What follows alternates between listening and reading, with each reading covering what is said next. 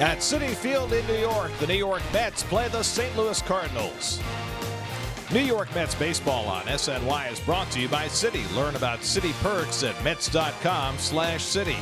By Fidelis Care, quality health coverage, it's our mission. By People's United Bank N.A., see what know-how can do for you. And by Tri-State Buick, experience the new Buick for yourself at your nearest Buick dealer. Mets remaining home after taking 2 of 3 from the Rockies over the weekend. New opponent in town, same team the Mets saw before the break. The newest Met killer, Paul DeJong, is here with the St. Louis Cardinals. Dexter Fowler and Matt Carpenter and the rest of the Cardinals getting set to open a series with the hometown team. And a pleasant good evening, everybody, and welcome to Citi Field. Gary Cohen, Ron Darling, Keith Hernandez with you tonight as the Mets open a 4-game series against the St. Louis Cardinals. And the pitching matchup is the same as it was last weekend in St. Louis. Zach Wheeler, who pitched his best game in a month, goes up against Adam Wainwright. Well, you knew coming into this season after missing 2 years it was really going to be an up and down kind of season with ebbs and flows for Zach Wheeler. He really needed that last start in St. Louis. As his season tends to wind down, it'll go further into the season if he could have more starts like that. Wainwright has won 10 games this year, but his ERA is very large, especially on the road. Well, what's been interesting about Wainwright is that he's got 4 or 5 games that have just been abysmal. Other than that, he has more of the starts like he did against the Mets, and that is with that good breaking ball working. But the whole key for Wainwright is the cutter. Can he get that inside on the lefties? If he can repeat that same performance he had against the Mets in St. Louis. Meanwhile, if Wheeler is going to be successful today, he's got to figure out a way to get out the rookie shortstop for the Cardinals, Paul DeJong, who had an historic series against the Mets in St. Louis. Well, he sure did. He went 9 for 12. At one point, he was 9 for 10. They couldn't get him out. 7 extra base hits, a home run in all 3 ball games, and 1 included off of Zach Wheeler. They kind of cooled his jets in Pittsburgh the last 3-game series. Prior to this one, he went 2 for 11. I suggest that the Mets look at the videotape and maybe pitch him the same way. Hit the ball down in the zone. He hit the ball up in the zone. 3 home runs in that series in all 3 games for the rookie shortstop. Mets and Cardinals opening a 4-game series. All the action coming your way tonight right here on SNY.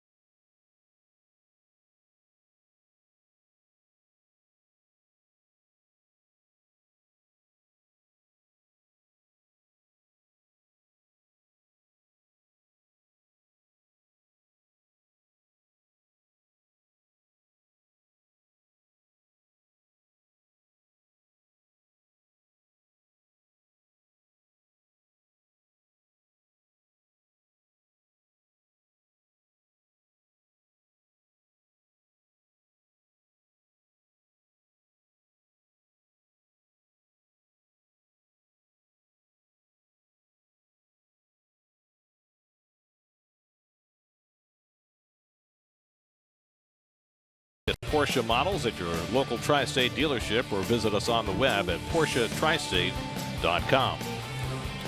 No fees on all Mets tickets now through this Thursday, July 20th. This limited time offer applies to all regular season remaining home games in 2017, including the Syndergaard as Thor bobblehead game this Saturday night and the Subway Series in August.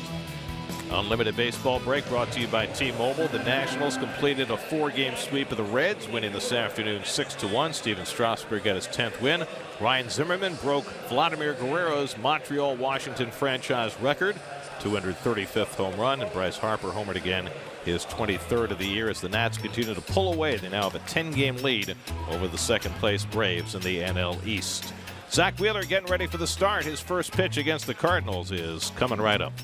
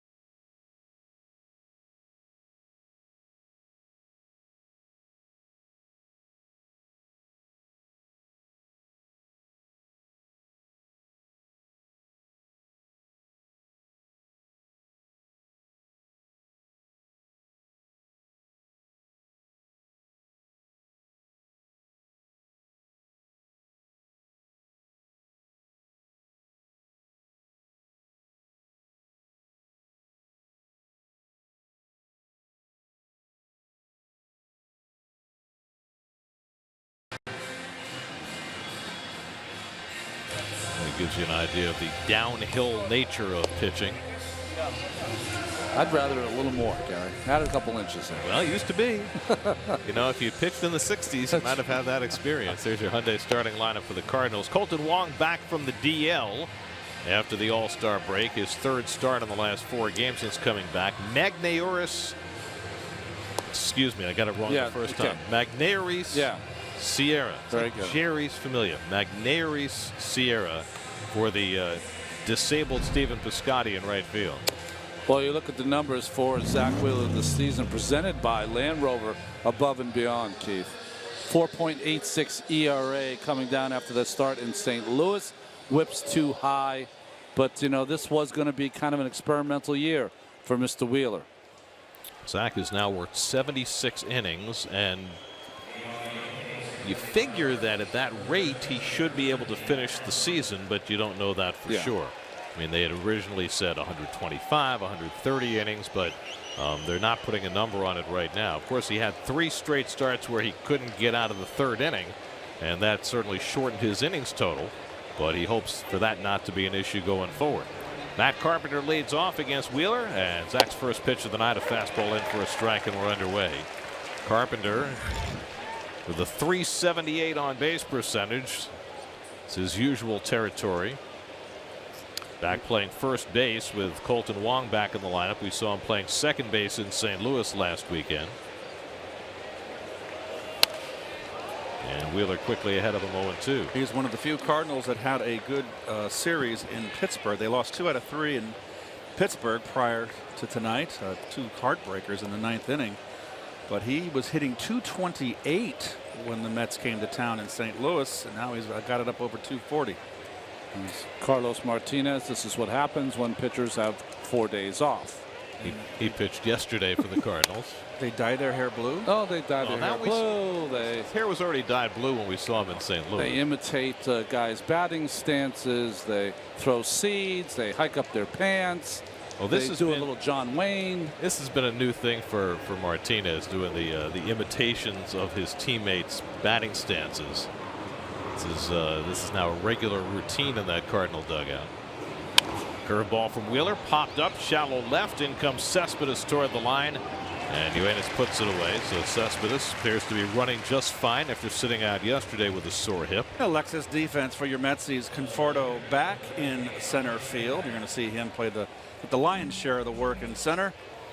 Rivera just continues to hit. He's been tearing it up. He's playing at third base. This infield's pretty set right now for the Mets. They've been in there pretty much every day, and Travis d'Arnaud is getting a lot of playing time now. Rene Rivera kind of playing time is diminished. There's Tommy Pham hitting second in the order. Pham has been a real bright spot for a Cardinal offense that has generally struggled. They're 11th in the National League in runs scored, but Pham, who has been with them for 3 or 4 years, has really broken out. And he's getting more and more playing time now with a couple of Cardinal outfielders on the DL. Is that Harpo or Zeppo, or what's he got? The haircut. Looks like he got into the cotton candy. They're not acknowledging him because they're probably sick of it. I tell you, I used to be a teammate of guys like that. You know, like, sit down, will you? 3-1 to Pham. He's got my rookie number, 18. Of course, he wears 18 for the late Oscar Taveras, his good friend who was killed in a car accident. Outside ball 4, and Pham is on with the 1-out walk.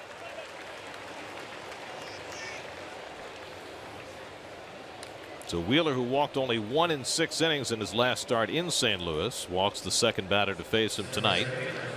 1 out and 1 on, and Dexter Fowler coming up. Fowler just came off the DL when the Mets were in St. Louis. He's 5 for 21 since his return. Signed a free agent contract with the rival Cardinals after winning a World Series with the Cubs. Well, he's showing a lot more power this year, but so isn't everyone. And they brought him over to be the leadoff guy now in the third hole for the Cardinals. Well, last year he had a .393 on base percentage with Chicago, .331 this year. So in early June they flipped Carpenter back to the leadoff spot. He's the big on base percentage guy, and now Fowler on his return hitting third in the order.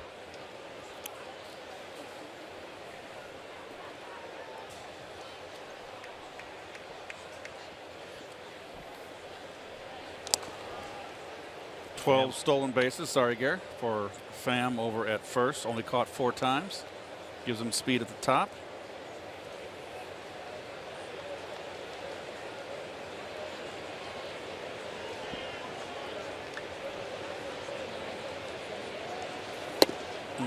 Wheeler throws a fastball by Fowler, and it's 0-2.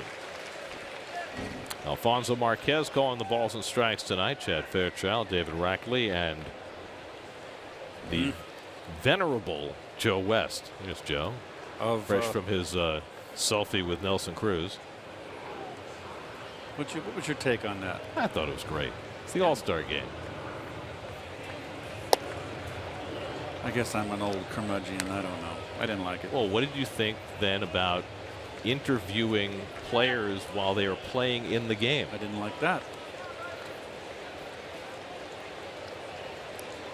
How about A-Rod walking around the field between innings to interview guys? I didn't like that. So you are a curmudgeon. You're right. And I must confess, I didn't watch much of the All-Star game. You watched enough, though. No, I watched SNY, the newsroom. I got the videotape from them. Curveball just outside, and it's 2-2 to Fowler. That was a ball there, but he's thrown a couple curveballs that could have been called strikes by Alfonso Marquez. Interesting to see Wheeler leaning on his curveball early in this game after Steven Matz eschewed his curveball in the game yesterday. Look at he's right in front of Wainwright. Wainwright's trying to concentrate for his start. He's got his head down. He looks like Rodin's the thinker as he's trying to go through the lineup. And you got this clown doing his thing in front of you.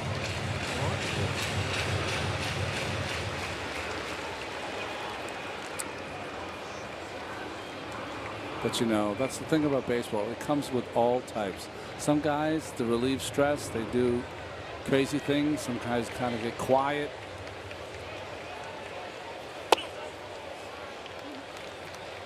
Full count to Fowler. I would think they'd be sending Pham here. Fowler's got 60 strikeouts on the year, and he missed some time, so that's a lot of strikeouts. But Pham's got good speed. Second straight 3-ball count for Wheeler. Pham at first and 1 out. He's running. Fowler hits it down to first. Wheeler will get over to cover. And the 3-0-1 put out for the second out as Pham moves to second.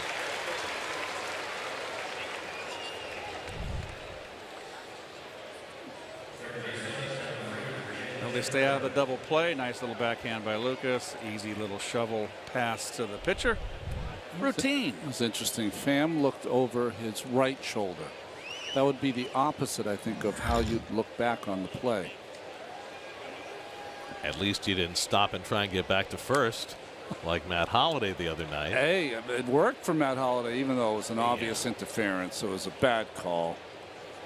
Did you think, even though there was nothing intentional about what he did in terms of being in the way of the throw? That is the third time I've seen Matt Holliday do that. So he says it's unintentional. It's the third time I've seen him do the same play. Because the Moreland came up, the Red Sox first baseman, and was almost right in front of him. There's no way that he was going to tag first and tag him. That's what how he explained it.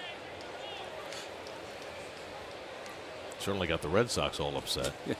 Sounds like you were pretty upset too. Well, I just think it's an easy call. If you're going to be out at second base, he was on first base, folks, with 1 out. Ground ball by Ellsbury to Moreland, the first baseman. Moreland had to throw it to second. What Holliday did is ran halfway and then came back and slid back into first. So there's no place for Moreland to catch the ball, no place for Bogaerts to throw it.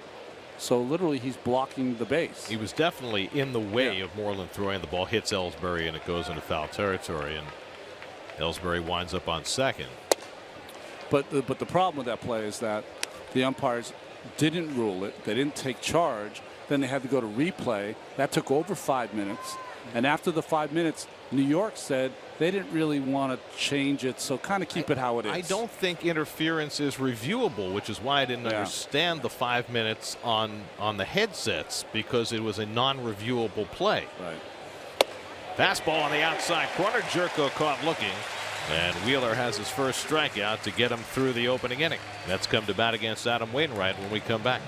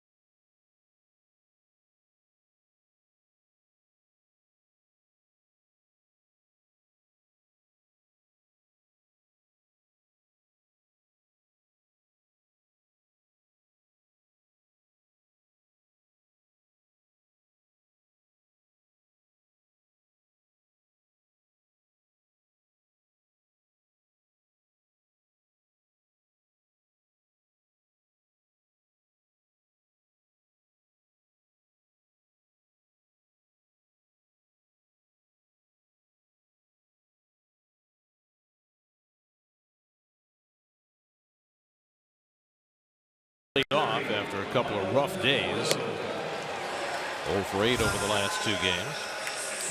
Here's your Geico Mets starting lineup tonight. This has become the regular unit for Terry Collins, but the big news is that Yoenis Cespedes missed just the 1 game after making that awkward slide in left field on Saturday. Sat yesterday, right back in the lineup tonight. Well, the Toyota numbers for Wainwright are kind of, boy, strange. A big high ERA, but he's got 10 wins with this ball club. He has 9 RBIs when he hits, so maybe he's done most of the offensive damage. But whips high, opponent's average almost 300. Looked great against the Mets, though, in his last start 9 days ago. Gave up just a run on 5 hits over 6 2/3. Conforto 0 for 8 the last 2 days with 5 strikeouts, so he's looking to get restarted as he takes one at his feet. 2-0. He's got the socks up high, Wainwright. A little different look.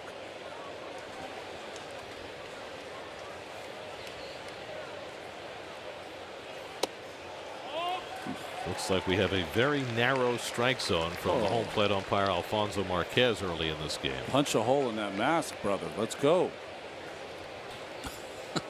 Get the eye chart. Wainwright behind 3-0, and Conforto takes a strike.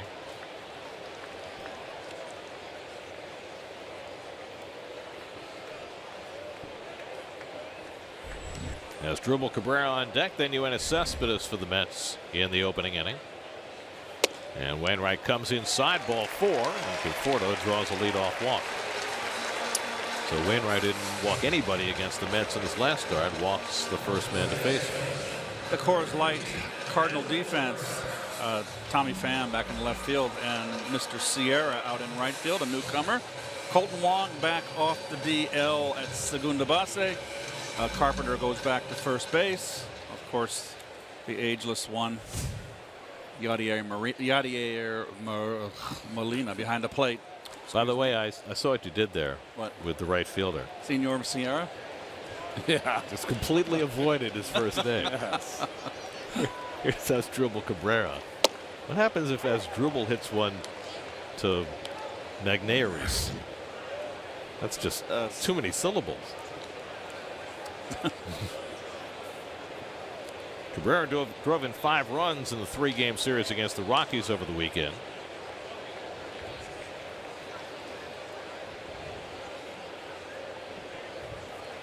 Oh. And he gets hit in the leg, and the Mets have 2 men on.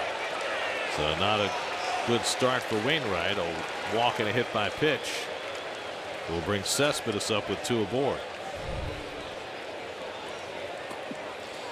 Well, he was so brilliant in St. Louis with his secondary pitches, his cutter, and his curveball, and he's having difficulty.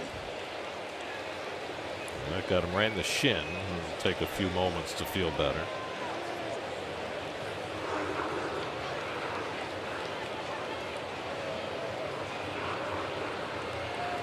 You know what happens for a pitcher like Carpenter, once his fastball velocity is down, it takes a lot of the spin off the curveball, so it's not as sharp. It takes some of the speed off the cutter, so it's not as small and tight. It becomes more like a slider. All of those things are affected once you lose that initial fastball velocity. So here is Cespedes, who went 5 for 9 in the series against Colorado before coming out of Saturday's game. First and second and nobody out. I also wonder more generally, Ronnie, about pitchers' first start back after the All-Star break after an extended break. Does it take a little while to find your sharpness? I think if you haven't done your throwing during the All-Star break, and I mean real throwing, yeah, you can come out and be awfully rusty. And Wainwright is rusty right now. I mean, both these pitchers have not pitched for 9 days. This is up and away to Cespedes. That's where you got to grab the local college catcher or your old high school Fred, who was a catcher for you, and go out and play some real toss.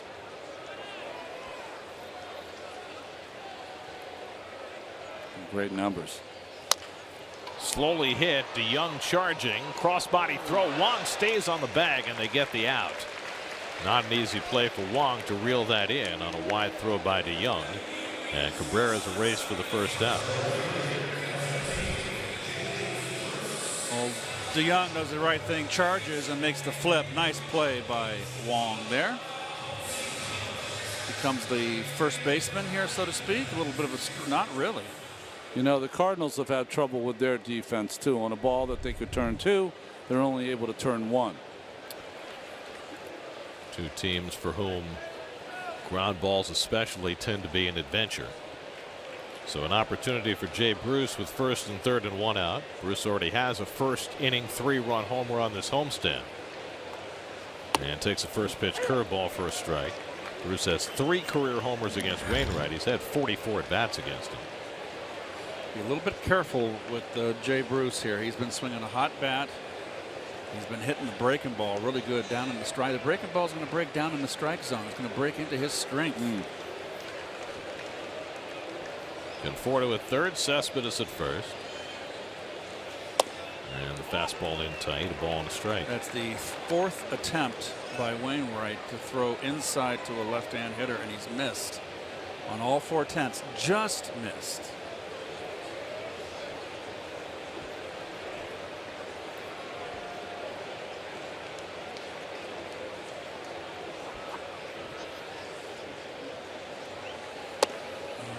It's on the inside corner. The only run Wainwright gave up against the Mets in his last start was a home run by Bruce. Breaking ball, Gary. So it's interesting he started this at bat with the breaking ball. It's one of 2 home runs that Bruce hit in that series in St. Louis.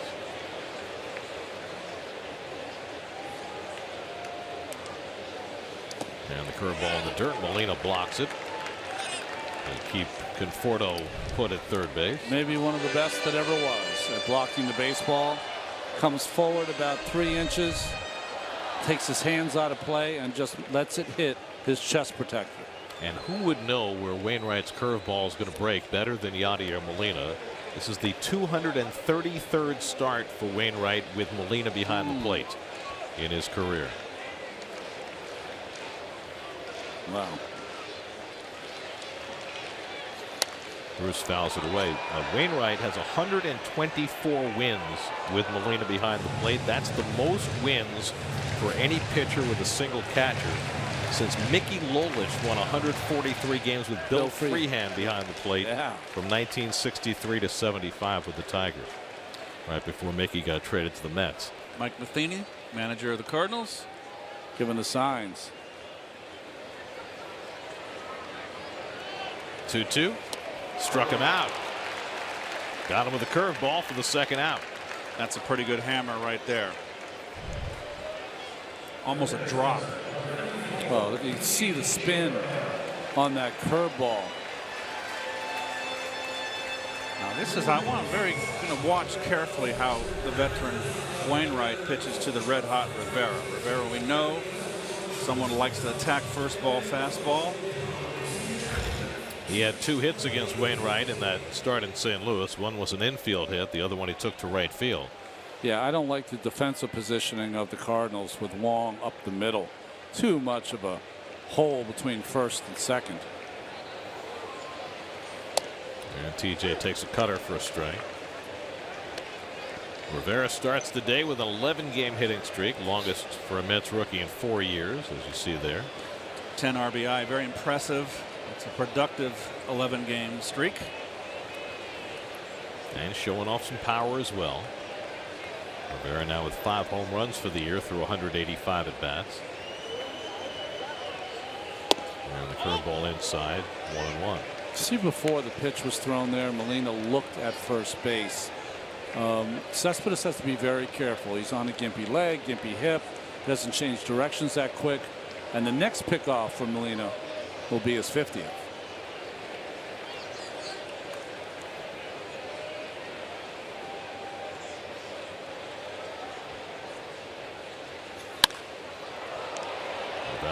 Rivera fouls it off 1-2. Well, over the last 3 weeks, TJ Rivera up among the batting leaders in the major league. McCutcheon finally got it going. He struggled mightily for a long time in that first half. You know, as soon as they dropped him down to 6th in the order, it was right before the Mets got there. He took off. Hey, he's back in the 3rd hole now.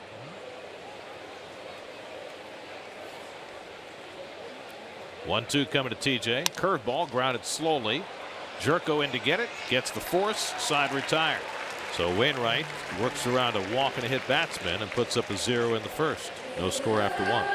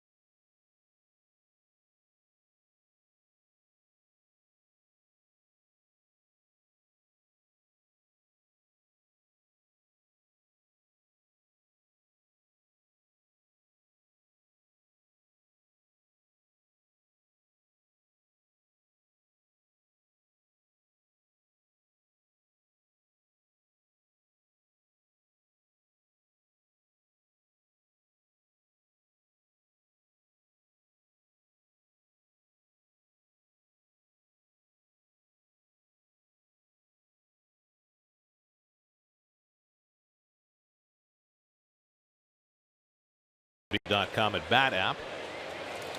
Get New York Mets home screen icons and app features, as well as game day, live game video highlights, radio broadcasts, StatCast, news, and more. Download MLB.com at Bat today.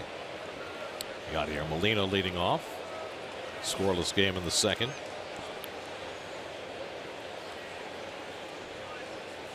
Molina homered yesterday for the Cardinals in Pittsburgh, gave them a brief 3-2 lead in the 8th before the Pirates rallied to win in the bottom of the 9th against Brett Cecil. Molina also homered last Tuesday in the All-Star game. First Cardinal to homer in the All-Star game since Reggie Smith in 1974. Wow. Really? Yeah. That struck me as a long time. 43 years since a Cardinal homered in an All-Star game. Number 7. Switch hitter. Pretty good player, huh? Hit sharply, but right at Reyes. Takes his time. Low throw, but dug out by Duda. 1 out. I read something. I'm not sure if it's true. Did you read it also? He was the last catcher. Did he hit He was the oldest catcher ever to homer in the All-Star. That's what it was. Yeah. Right. And the oldest catcher before that was Yogi Berra. That's what I had read. I didn't see that. Okay. But that makes sense. He played in the All-Star game every year. That's right. Well, here is Paul DeYoung, who turned into, I don't know, Nomar Garciaparra. Name me a hitting shortstop. Alex Rodriguez. Okay. A world beater. He was that for 3 days in St. Louis weekend before last. Let's see if the Mets can fare better against him this weekend or week. He didn't even know how to pronounce his name before he started hitting like that. I thought he was related to Erica. Well, before the Mets saw him, DeYoung had 120 big league at bats, and he had hit 7 home runs. I mean, he's here because he is a power hitting shortstop. But the series he had against the Mets was just unbelievable. The first game, he went 3 for 4, single double homer. The second game he went 4 for 4, 3 doubles and a home run. And then his first 2 at bats on Sunday, he had a single and a home run before the Mets finally got him out his last 2 at bats. Wheeler misses just outside at 96, 2-2. And as Keith mentioned, DeYoung did cool down a little bit coming out of the break. I mean, who wants an all-star break when you've had a series like that? Right. He went 2 for 11 in Pittsburgh. And he strikes out on the slider by Wheeler for the second out of the inning. Young hitters, for the most part, when you get ahead of them, do not throw them a strike. They will swing because they're impatient. Well, that's the interesting thing when you look at DeYoung's number, and the Mets have never really made the adjustment in St. Louis. He's now had 140 at bats. He's drawn 4 walks, so he is up there in swing mode. So 2 out, and here's Colton Wong, who was on the DL when the Mets were in St. Louis. He hits one down to third. P.J. Rivera makes the play, and it's a much quicker second inning for Zach Wheeler. He gets him out on 10 pitches. No score in the second.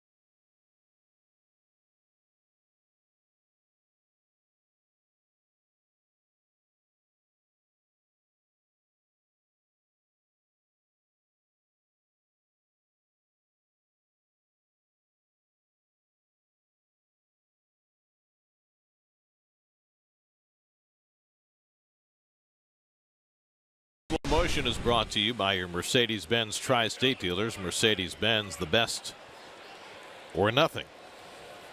I love that super slow. Sweet. Love to have had watched my swing in a super slow. Because it takes longer and you can watch yourself for that much longer. Can't they do that? Go back in time and slow it down frame by frame like a Zapruder film on a home run swing. Lucas Duda homered yesterday, his 15th of the year. And he takes the pitch high from Wainwright, 2-0. Wainwright wants that pitch. I mean, Duda's 6'4". He thinks that's at the top of the strike zone, but it's a tight strike zone so far. So the pitcher's going to have to know that. They're going to have to be more aggressive. Duda pulls one down the line, and that's a fair ball going to the corner. Sierra unleashes the throw to second. Close play, but Duda gets in there safely. So Magneuris Sierra showing off one of his tools, a rocket arm from the right field corner on the fly to second base. And Duda's got a double. Cutter stayed flat. And up in the strike zone. Looked too much place. Nice arm by Sierra. Is 21 years old. Right on the button.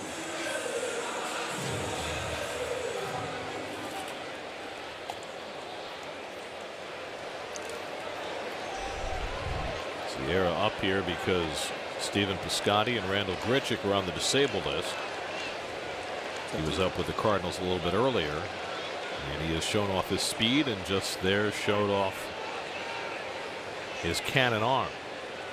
There's Reyes. Jose continues red hot. 400 over his last 14 games. Duda's double, the first hit for either side tonight.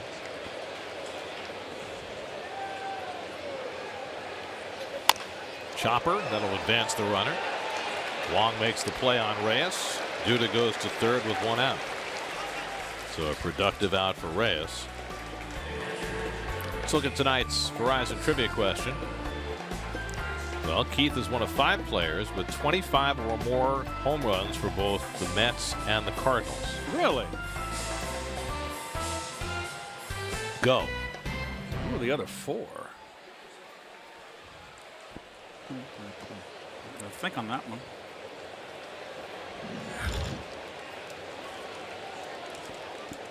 Here's Darno. The infield comes in with a runner at third and one out. And Travis takes a fastball that misses, ball 1.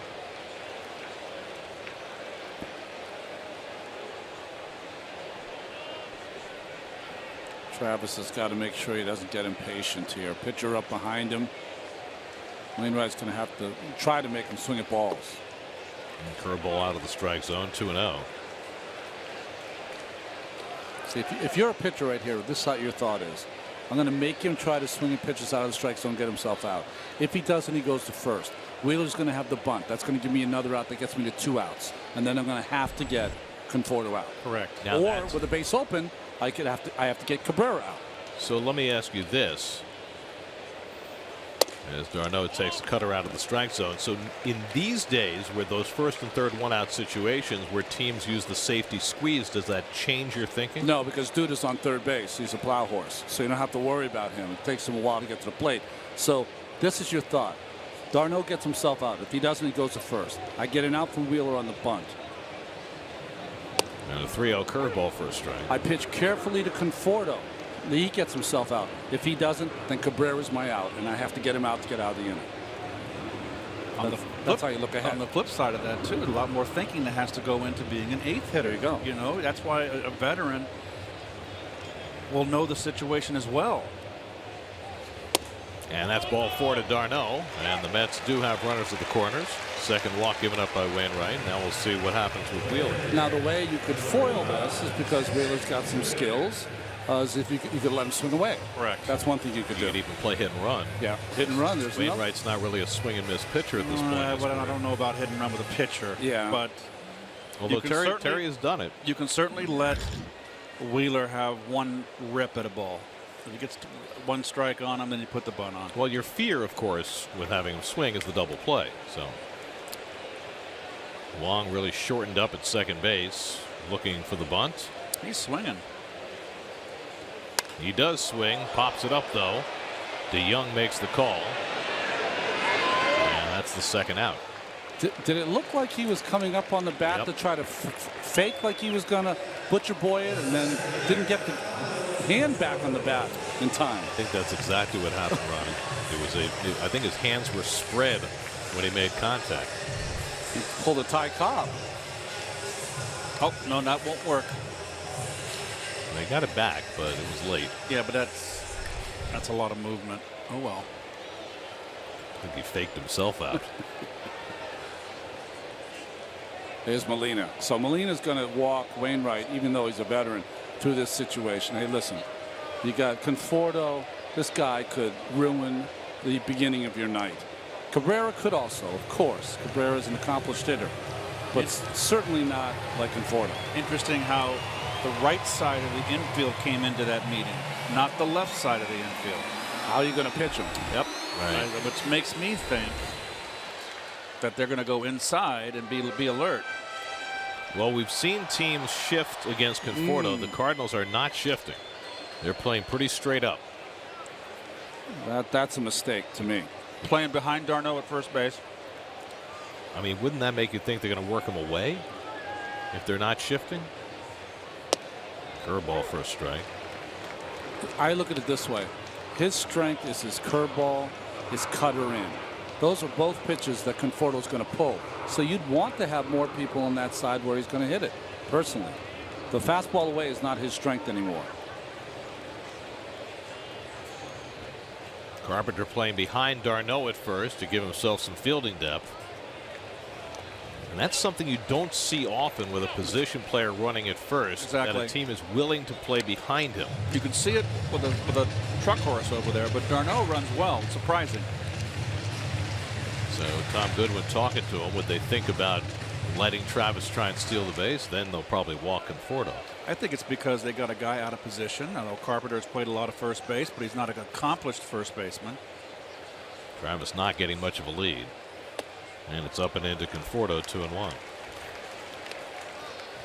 Now, most hitters you get in this count like Conforto, you think to yourself, okay, I've got him 2-1. I'm going to get the fastball. I'm going to rake. Probably get a curveball here. Cutter in or curveball to get back in the count for Wainwright. Come with the fastball in.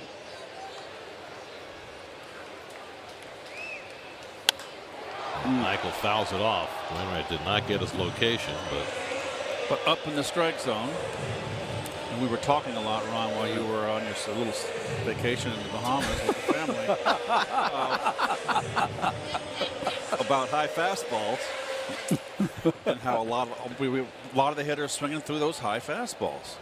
The slight uppercuts, right? Trying to hit the ball in the air. Yep. What do we got here? Go back. Go back to mother. 2-2 to Conforto, and the curveball top toward first. Carpenter is there to grab it, and Wainwright gets out of trouble for a second straight inning. Mets waste a leadoff double from Duda. Still a scoreless game after 2.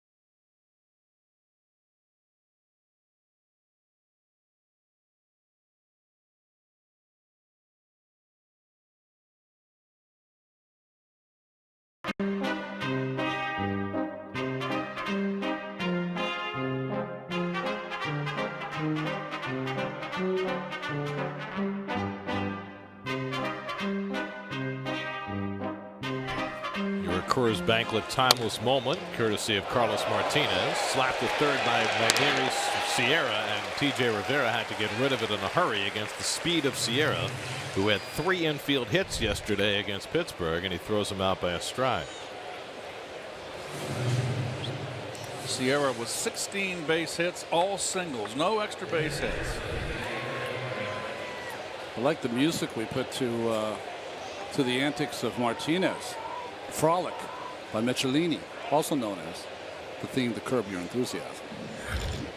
Well, it appears as though Carlos has curbed his enthusiasm a bit after his bravura performance in the first 2 innings. Wainwright told him to go sit down. Maybe. Of course, now Wainwright's batting, so shouldn't be any concern to Martinez. Wainwright, another tremendous year with the bat. Already has 2 home runs and 9 RBIs. Last year he had 18 runs batted in, threatened Don Newcomb's single season record of 23. You can probably see it here, but Wainwright's a big man, 6'7" tall. Which mean he has a big strike zone. Yeah.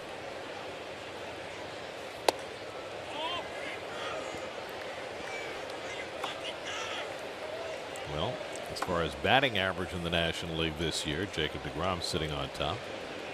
Wainwright in the top 5. 2 of those young pitchers, Ronnie, for Colorado. Freeland came in relief. Really was impressive. Yeah, they're for real, right? The game yesterday, Hoffman was very impressive. That's really the reason the Rockies are where they are. Strike 3 called.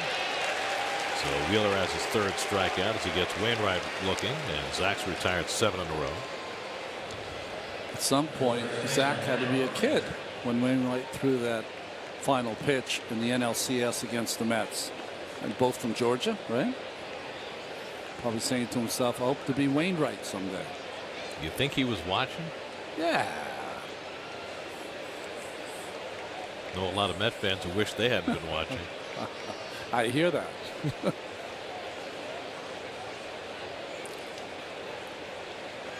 Here's Carpenter up for the 2nd time, fly to left to open the game, and takes the strike. Big shift on the right side. That's Mr. Rivera there in the top of that triangle. Conforto, though, shading to left center, closing off that left center field gap.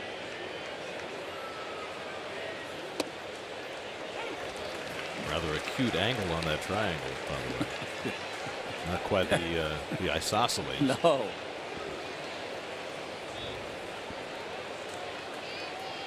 Wow. Not often you get all 4 infielders into one camera shot like that. That's spectacular. 0-2 to Carpenter, and he rockets one into right field for a base hit. Bruce trying to chase it down, cuts it off deep. Carpenter's still going to try for 2. Nope, slams on the brakes and goes back. Terrific play by Bruce to hold Carpenter to a single. Well, he's played a good right field this year. He certainly has. He is a solid citizen. Boy, he comes to the park every day, plays hard. Fastball down the pipe. Carpenter covers it nicely. Carpenter doesn't run that well. I think he would have had a double on this. A leadoff hitter. It just shows how the game has changed today. So much power, less speed.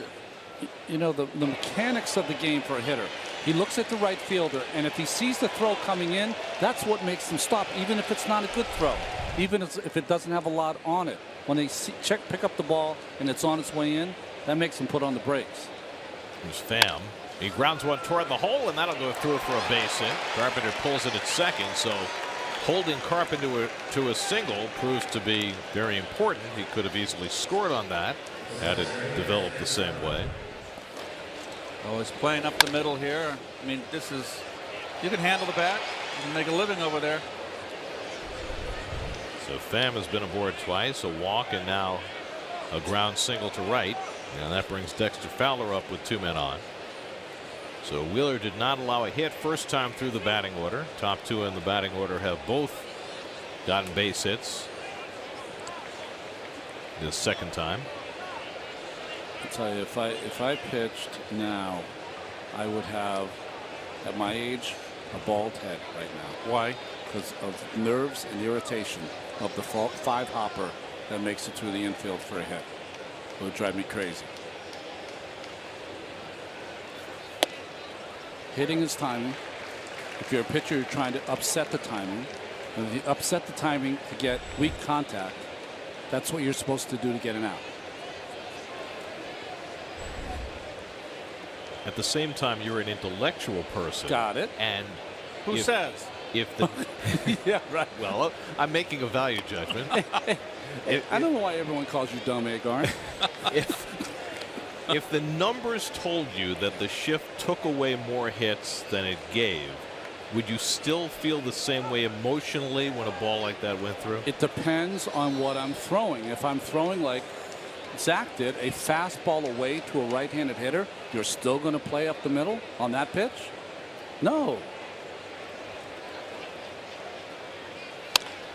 If I'm going to pitch him in or anything breaking where she's apt to pull, yeah, I have no problem with you playing up the middle. But if it's a first pitch fastball away to a right-handed hitter, where else is he going to hit the ball? So there should be shifts within the shifts, shifts within the pitches. That's what Keith and Wally and all the guys behind us did in the day. So you're saying you can't take an at-bat as a whole and say this is where we're going to play. Absolutely. You have to take it pitch by pitch if you're going to do it. Absolutely not. Wheeler blows away Fowler to end the inning. So if there was any emotional upset, Zach took it out on Dexter Fowler. I still have my hair. Thank goodness. You look good too.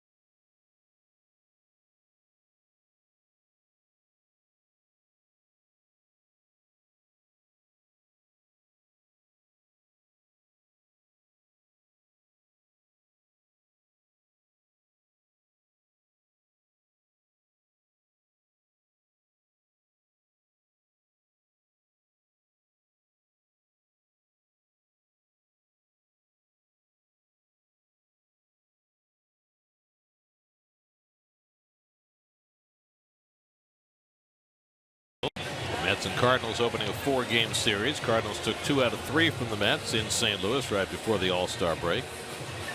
The Spectrum high-speed pitch. Zach Wheeler's topped out at 97. One of the reasons he has 4 strikeouts through the first 3 innings. Wainwright has had to negotiate trouble in each of the first 2 innings.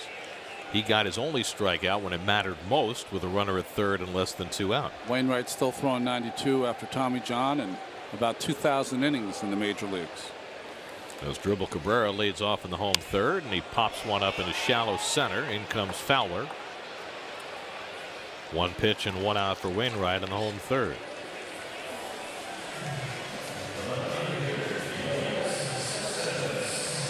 Here's Cespedes, who grounded into a fielder's choice his first time up.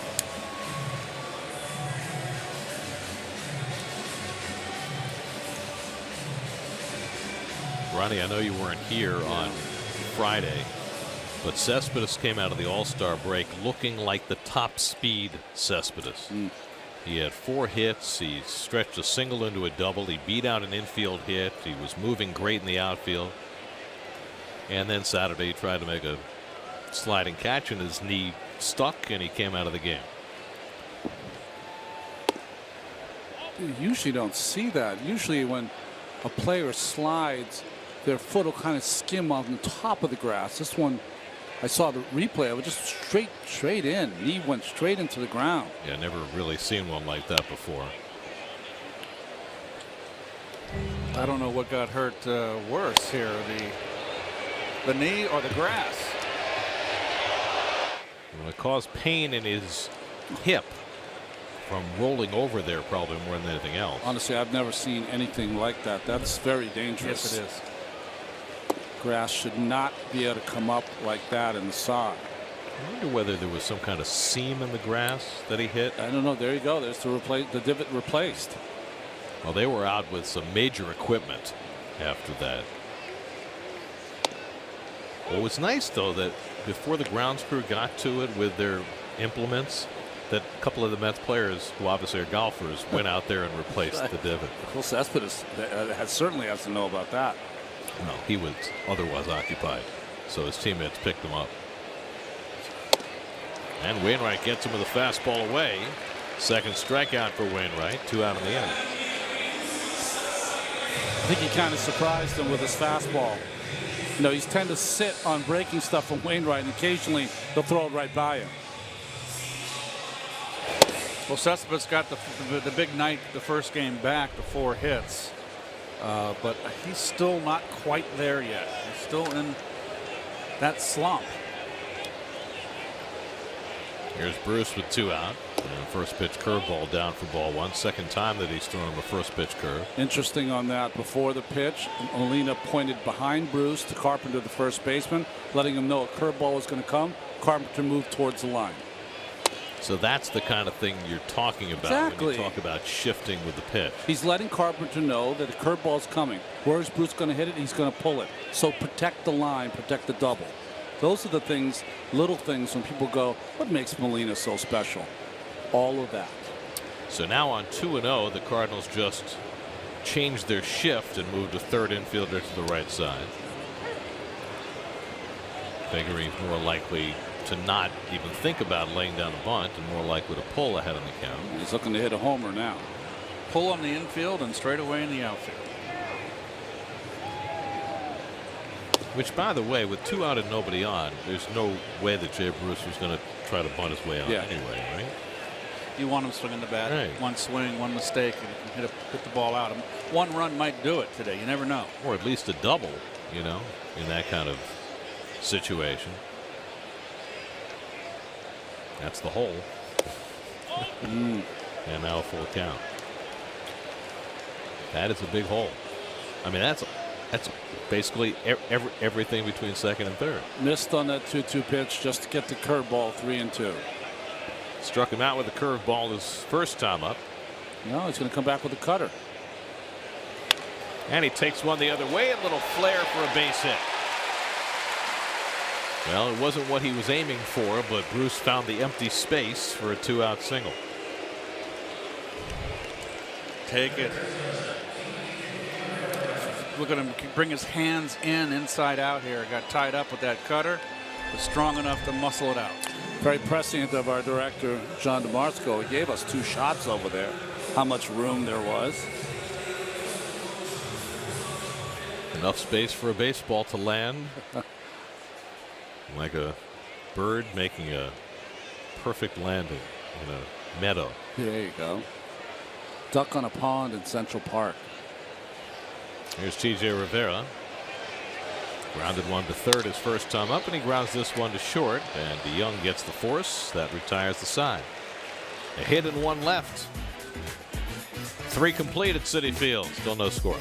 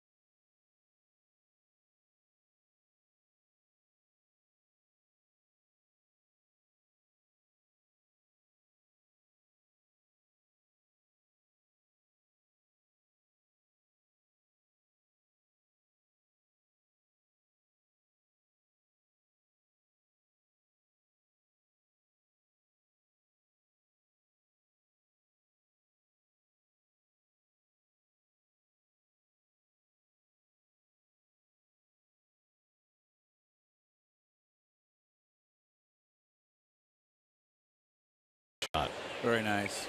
Have you been down there yet, guys? The Freedom Tower in that area? I have. Oh, beautiful, huh? Jed Jerko goes after the first pitch fastball from Zach Wheeler. Jerko struck out looking his first time up. Jerko has been the most consistent offensive player for the Cardinals this year. Grounds one up the middle, and he's got himself a leadoff hit. Leads them in hits and RBI. Really resurrected his career the second half of last year. Well, Colton Wong didn't turn out to be the player that they thought he would be last season. He's still trying to come back now, so they gave Jerko a shot. And it seemed like every night you were saying Jed Jerko with another home run. Well, he had 23 in the second half last year, 7 in the first half, 23 in the second half. I think only Dozier had more in baseball. Well, what Jerko's emergence has done, it's created havoc for the Cardinals in their infield. Think about what's already happened this year. They had Johnny Peralta. He's been released. They had an all-star shortstop last year in Aledmys Diaz. He's in the minor leagues. Colton Wong was the golden boy. They wouldn't move Matt Adams off first base. For Matt Adams. They wouldn't move Colton Wong. They wanted to keep Carpenter at first base as Molina flies one into shallow left center. And Cespedes calling for it. One out. So they wouldn't move Carpenter to second because they wanted to keep Wong in the lineup, so they traded Matt Adams, who couldn't play the outfield. Right. So they brought up Luke Voit, and then they moved Carpenter to second because Wong was out, and Voit played first base. Now Wong's back, Voigt's back on the bench. So I think and DeYoung has taken over at shortstop and obviously has done a great offensive job. So the bottom line is they've been very confused about what their best infield looks like. Here's DeYoung. Wheeler throws a fastball by him.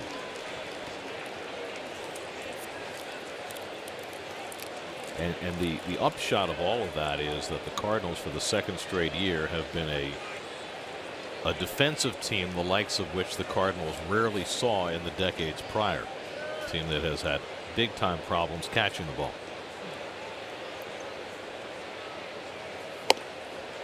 Wheeler pumping fastballs by DeYoung, and it's 0-2. 126th year. 126 in the National League. I believe 11 World Series championships. Am I wrong? I think it's 11. It is. How about this? In the last 17 years, last year was only the 5th time in those 17 years they didn't make the postseason. Struck him out. 3 fastballs, and Wheeler takes care of DeYoung. Mets have found some kryptonite for Superman DeYoung.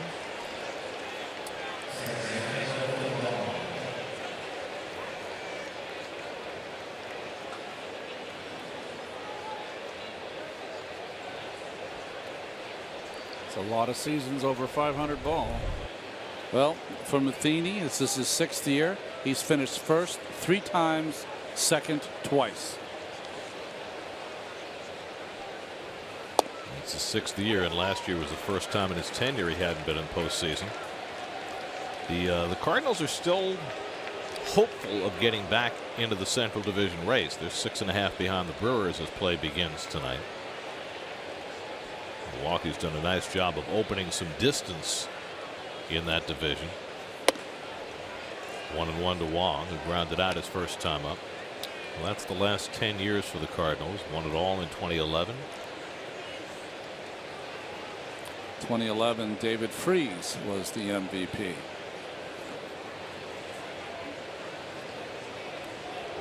How close Texas came to clinching that series. 1 pitch, 1 out. Drive out to left center. Back goes Conforto deep in the gap on the track. He runs it down. Beautiful play, Michael Conforto. He got a great jump on that ball, a perfect angle, and ran it down 1.5 steps from the wall. Looking like a natural born center fielder. Still no score.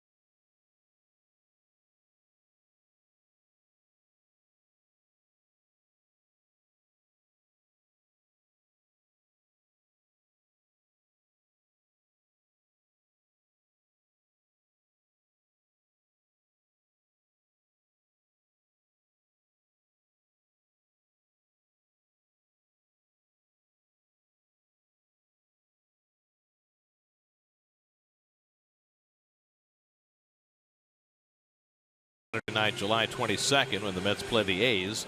The first 15,000 fans will receive a limited edition collectible. Get tickets at Mets.com/tickets. Even more important than the Thor bobblehead, the fact that Noah Syndergaard and Matt Harvey today, for the first time since their respective injuries, both played catch from about 70 feet. Noah was just thrilled to pick up a baseball again. Matt put the responsibility for his injury on himself, saying he should have said something earlier about the pain behind his shoulder that resulted in a scapula injury. Was it Field of Dreams?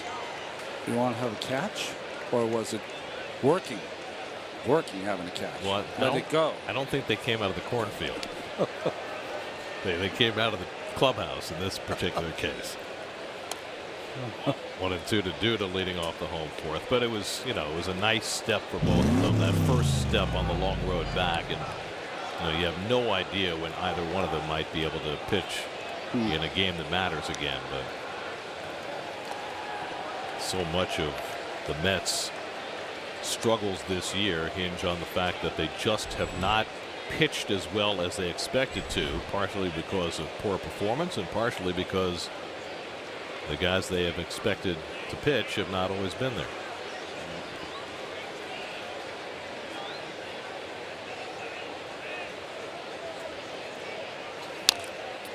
Bless my mom and dad. I don't know if I would have had the perseverance that these guys do to go through so many injuries. And I mean, it would just drive me cuckoo to have to watch baseball and not participate. And I'm sure it drives them crazy too. I can attest to that. Right? I had a hard time when I pulled my hamstring, that first injury I had in '87 or Yeah. '88. I had a hard time sitting on the bench watching. It's hard, right? Yeah, I'm used to being out there.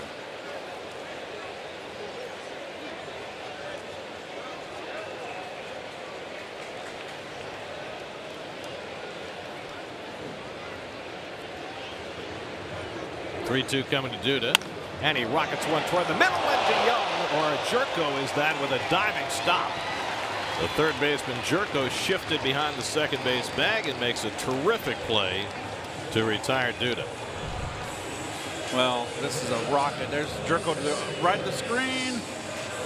There's the reaction. Beautiful play. Did you see the ball off the bat? That wasn't one of those typical line drives hit by a lefty where it's hooking. It was kind of working its way away from Jerko. Now back at his accustomed third base spot. Of course, he came up as a second baseman with the Padres, so he's used to being on the right side of the infield. So one out, here's Reyes, who grounded one to the second baseman his first time up.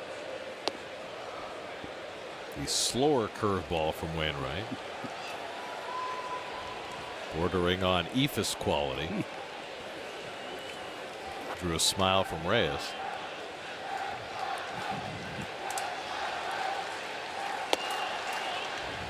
A not quite as slow curve misses, and it's 2-0.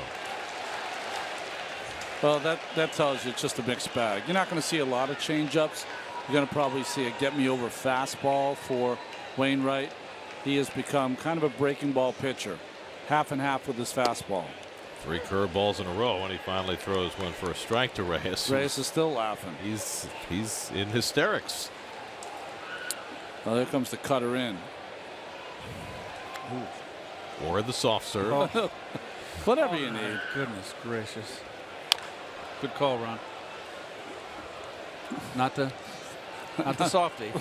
The hard one in on the hands. I think the 65-mile-an-hour curveball qualified as soft serve. Well, we saw his pitching break down. That's a little more soft serve from Wainwright. 2-2 coming, and Reyes strokes one to right center field. That's going to go in the gap. Fowler cuts it off. Reyes will try for 2, and he'll make it easily with a 1-out double. So 2 hard hit balls in a row against Wainwright to start this 4th inning. Wanted that fastball away, excuse me, and it down out of the strike zone, but a little bit too much in the middle. You see the backhand by Molina coming back over the middle. Fowler saved a triple right there with Jose. Jose continues that torrid pace. Not only getting hits, but extra base hits. That's his 10th extra base hit in the last 15 games. Not maybe a Paul DeYoung streak, but it's not bad. Here's d'Arnaud, who Wainwright pitched around in the second inning with Duda at third base. Let's see what he does here with Reyes at second.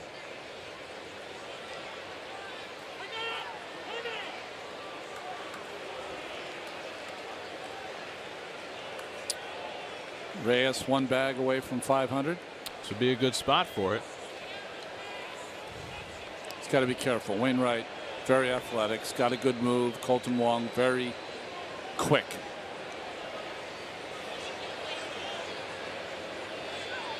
This time he throws the ball. Wong was still a little bit off the bag. I think he might have surprised Wong with that throw. This is Wainwright's 19th start this year. There have only been 2 stolen bases against him. Part of that is his attention to detail, and part of it, of course, is the guy behind the plate. One of the best ever to play the position in Molina.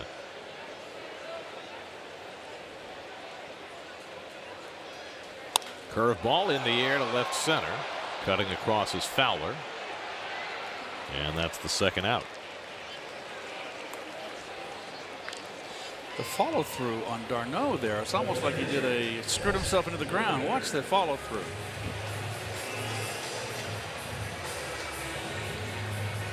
And he got fooled. That's what that is. A little pirouette. Got fooled.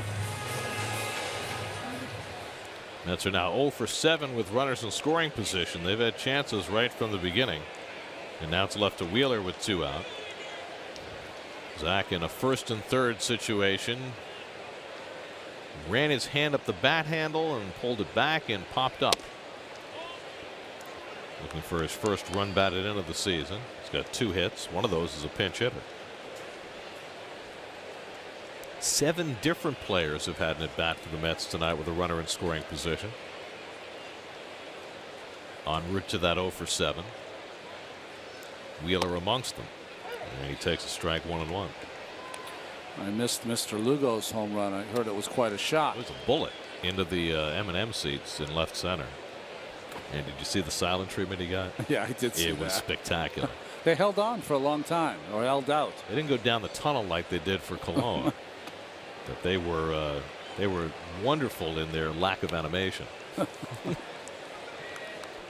And so was Seth in his reaction. Gave him phantom high fives. I thought Seth was pulled great. the helmet off his head like Cabrera usually does. He was very much in the moment. 1-2 to Wheeler. And Zach wastes away the curveball.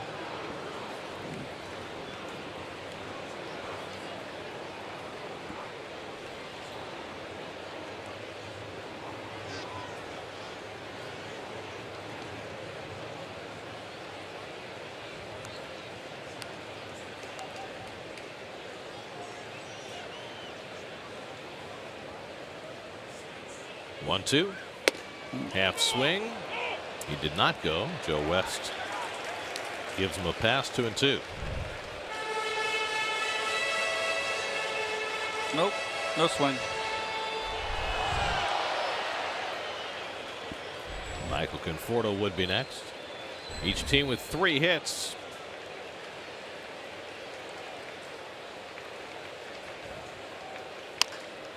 Grounded down to first. Fair ball for Carpenter. That retires the side. Scoreless game after 4 at Citi Field.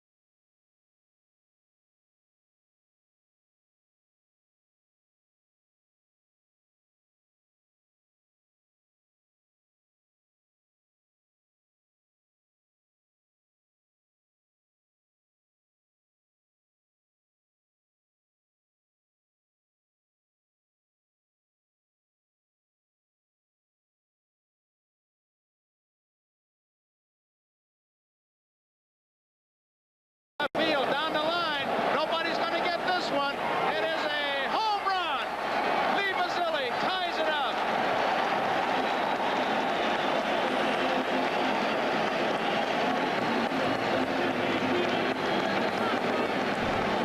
This day in baseball history presented by Empire City Casino. Lee Mazzilli first met to homer in the All-Star game. Hit it off Jim Kern in Seattle on this date in 1979. I witnessed that one from the third base dugout. Mazzo also had a bases loaded walk in that game. Magneuris Sierra leads off for the Cardinals in the fifth. That was Joe Garagiola with the call. Jim Rice in left field. Chuck Tanner, the third base coach. 316 down the line. I think he hit a 316 and a half. And the ball slapped to Rivera, same place that Sierra hit it his first at bat. 1 out. Fifth inning brought to you by your local Ford dealers. The Ford Summer Sales Event is on. For big savings, go to buyfordnow.com. Only other Met to homer in the All-Star game, David Wright. I think that was the same year that he won the home run derby in Pittsburgh, right? Homered in the game. Well, Wainwright took a fastball for strike 3 in his first at bat. Makes me feel like he's going to be swinging right here, thinking he's going to get another one from Wheeler. There we go. You've got your Nostradamus hat on tonight. I just know the psychology of myself. That's exactly what I would have been doing, because you're so mad you took a strike 3 fastball, and the pitcher knows that maybe you're a lamb up there, so he can throw anything he wants. So you take your best shot. Slowly hit, another chance for Rivera, and the running throw gets Wainwright for the second out. So 2 quick outs from the 8 and 9 hitters for Wheeler, just what you need at this point in the game. Keeping your pitch count low, that's something that has plagued Wheeler throughout his career, but not tonight. 2 trips through the batting order, just 58 pitches thrown. Only 1 walk, that came in the first inning. 5 strikeouts, 3 singles. You know, in an age where the strikeout has become such a great weapon and great for your stats as a pitcher, Zach Wheeler, if he's going to be a real solid pitcher in baseball, he's going to have to pitch to contact, because he has that kind of movement. Let him hit the first 3 pitches on the ground and make some plays. Here's Carpenter, is 1 for 2. So when you say pitch to contact, you're not saying throw the ball down the middle. I'm not. He has such great natural movement that he shouldn't be, and I only know this, folks, because I went through 2 years of just bloody hell trying to figure out how to do it myself. You don't throw the ball where you are trying to pitch to a tin cup on the inside or outside corner, trying to hit that spot, because you have so much movement, it's not going to always get there. If you start it in that spot, it'll end up off the plate. So what you need to do is you need to use more of the middle of the plate and let the natural movement of your ball either cut or sink away from the hitter. When you do that, it's going to look attractive to the hitter, look like a strike. It's going to move suddenly late, and he's going to put it in play, usually on the ground with a guy like Wheeler. And if he puts it on the ground, you have decent defense. That's when you have those low pitch counts. That's when he goes 7 to 9 innings.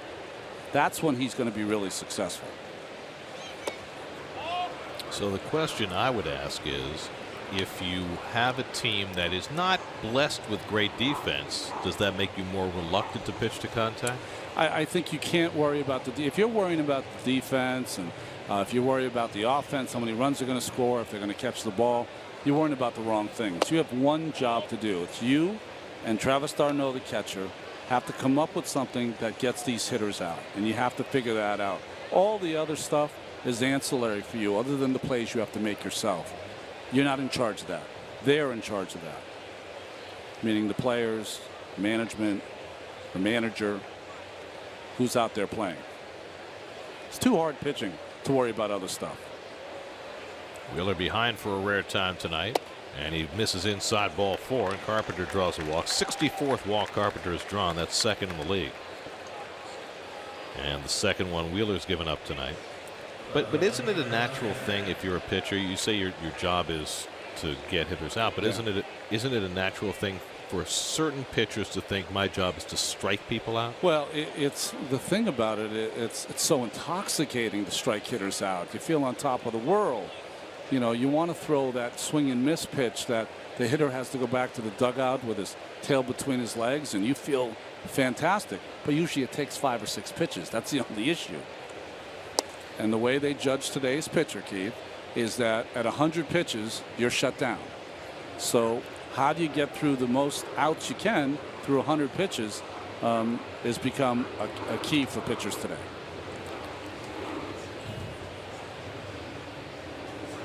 And yet what you're describing is antithetical to the way pitchers are evaluated by front offices now. They're judged more on 3 true outcomes so that strikeouts are of value and groundouts are not in the equation that a lot of analytics departments use to try and judge what the value of a player is. Well, we've talked, the game today has changed, and I think Sandy Alderson's press conference he had starting in second half, where he weighs defense with offense.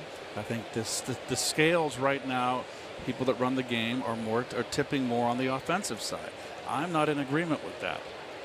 My feeling is if you've got strikeout staff, they're not going to strike out 27 guys. Right, but what I'm saying is that there's an incentive for pitchers to pitch to strikeouts, because when they're evaluated, the groundouts are called luck and the strikeouts are called skill. I disagree. I disagree with it. 100%. I disagree too, Keith, but my point is that pitchers are incentivized to have low walks, low home runs, and high strikeouts, and nothing else matters. So doesn't that skew, I'm asking Ronnie that, doesn't that skew the way you approach your job? Well, it's not only that it's skewed, guys. It starts when now you're 12 to 15 years old, because you know when that gun's on you, if you could hit 92 to 95, you're going to get yourself $4 to $6 million in a contract from some team. That's when it starts. Good block by d'Arnaud to keep Carpenter at first base, 3-2. It is an art to get under a bat and get a ground ball. It is an art to throw a pitch, like Ronnie said, take a little off, down the middle, and have it sink late and get the hitter to get off stride and roll it over. That's a skill. Absolutely. And then you pop it inside. If you can couple that with a good straight fastball inside to keep hitters honest, that's pitching. Carpenter gets set to run. 3-2 to Pham, and a curveball misses for ball 4. Interesting choice by Wheeler, and he issues his second straight 2-out walk. And Pham is on base for the 3rd time. I couldn't agree with you more, Keith. But you're just saying what is. I'm just saying that pitchers know, just as hitters know that home runs are valued, and that's why they're tailoring their swings for home runs. Pitchers know that strikeouts are valued, and sometimes they will pitch for strikeouts to the detriment of their ability to pitch deep into games. I mean, doesn't necessarily help their team win, but it helps them get bigger contracts. Hey, listen, in my prime, I would have been a strikeout pitcher today. I wasn't in my career. Not even close. I could strike out people out, but you had that split finger, and you knew how to throw that baiter at him and get him to swing at the bat when you were ahead in the count. I mean, that's a nice. You had that's an art, but you were a pitcher to contact. Had to be. Well, that's because the value. Your value was pitching more innings, right? If you couldn't go 9 on at least a semi-regular basis, you were of less value in that era. Now nobody cares if you go 9. They care about how many strikeouts per inning you have, and how few walks and home runs you have, and how effective you are, even if it's an 18-out appearance. Right. You know, I hear we get the Elias notes all the time, and they compare a lot of the pitchers today with their starts with 1 run given up is the same as Dwight Gooden's. I mean, come on. Are we trying to be serious? Dwight Gooden innings in those same amount of starts is exponentially more. That being said, when I pitch, and I'm not saying it was right in my day, it's wrong in today's game, but your job was to fill a basket with outs. If you filled the basket with outs, and that's 27 of them, it was a successful day. And I think what you're saying now, Gary, it's successful if you strike out 10 in 6 innings and you're effective. Well, what I'm saying is that feeds the analytics on which players are rated, which decides how much money they're going to make. I agree. 3-0 to Fowler with 2 men on. And Wheeler walks his 3rd man in a row. That will not help his analytics. No. Bases loaded, 2 out, and Jerko coming up. So to get off what we're talking and just talk about Zach. Okay, so the first 2 outs of this inning are classic what I would say Zach Wheeler can be. But the last 3 hitters now are what can happen to Zach, that he can just get out of rhythm and kind of lose it for a 4 to 5 batter kind of string. And that's something he's going to have to tighten up. So a big spot for Wheeler now. Bases loaded, 2 out, and Jerko, who had a base hit up the middle his last time up. And Zach needs to relocate the strike zone, and Darno's going to come out for a conversation. You know, Wheeler threw a total of 16 balls in the first 4 innings. He's thrown 13 in this inning. Yeah. Sewald quickly up in the Mets bullpen as Wheeler has lost contact with the strike zone. Carpenter drew a 2-out walk, then Pham and Fowler followed in kind.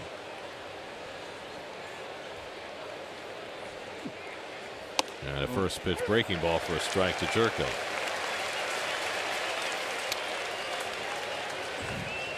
You know, I don't know if it's focus or wrong pitch selection. I thought the 3-2 curveball to Pham was maybe a wrong pitch selection because, you know, he's a good hitter but not a great hitter. And he gets ahead on Jerko, 0-2. Jerko's base hit his last time up was his first against Wheeler in 8 career at bats. Jerko's mad at himself there. He's chastising himself. That was a pitch to hit. It was, but it was just a little extra on it.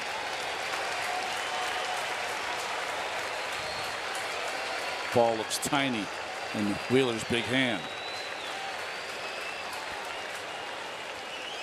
Now you've got the advantage at 0-2.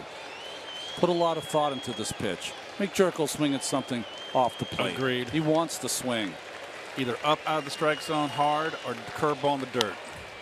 Not that. Ball fouled off, and then the issue becomes, as a pitcher, do you have enough faith in your catcher with a runner at third to block the curve in the dirt? If you don't have faith at this level in your catcher to block the ball in the dirt, then something's got to be done with the catcher. We saw in this inning that Darno made an unbelievable stop almost with his bicep. I like the fastball neck high Jerko because he loves the high fastball. Just elevated another 6 inches with some heat on it. 0-2 coming. Line picked up by Cabrera. He plucked it out of the air for the 3rd out. A bullet off the bat of Jerko, but Cabrera able to backhand the line drive and overcome the 3 walks, and that one has Wheeler talking to himself halfway through, no score.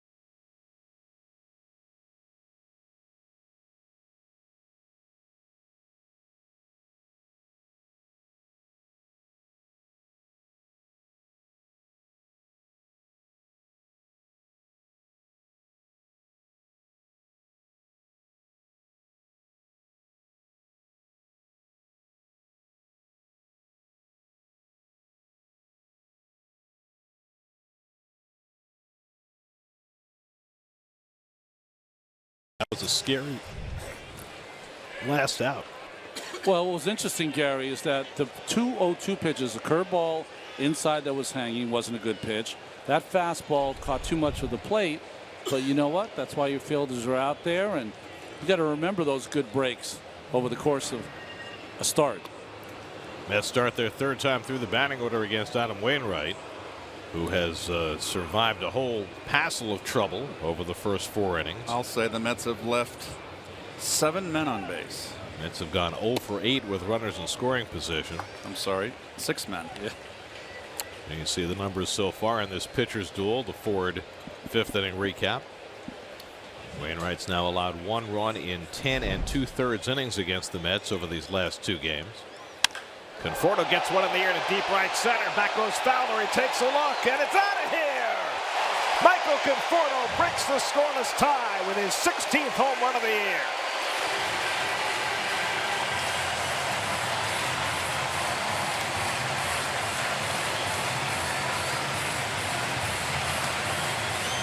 Two-0 pitch. Wainwright put it in a spot where Conforto could get a good swing at it, and he made no mistake. Well, again, down in the strike zone. And everybody's a low ball hitter today. You pitch downstairs, you're going to ask for trouble. What was the speed on that pitch? Was it a changeup? It looked like it took something off. Yeah, maybe he's Late throwing a delivery, BP right? fastball. Maybe gave it away.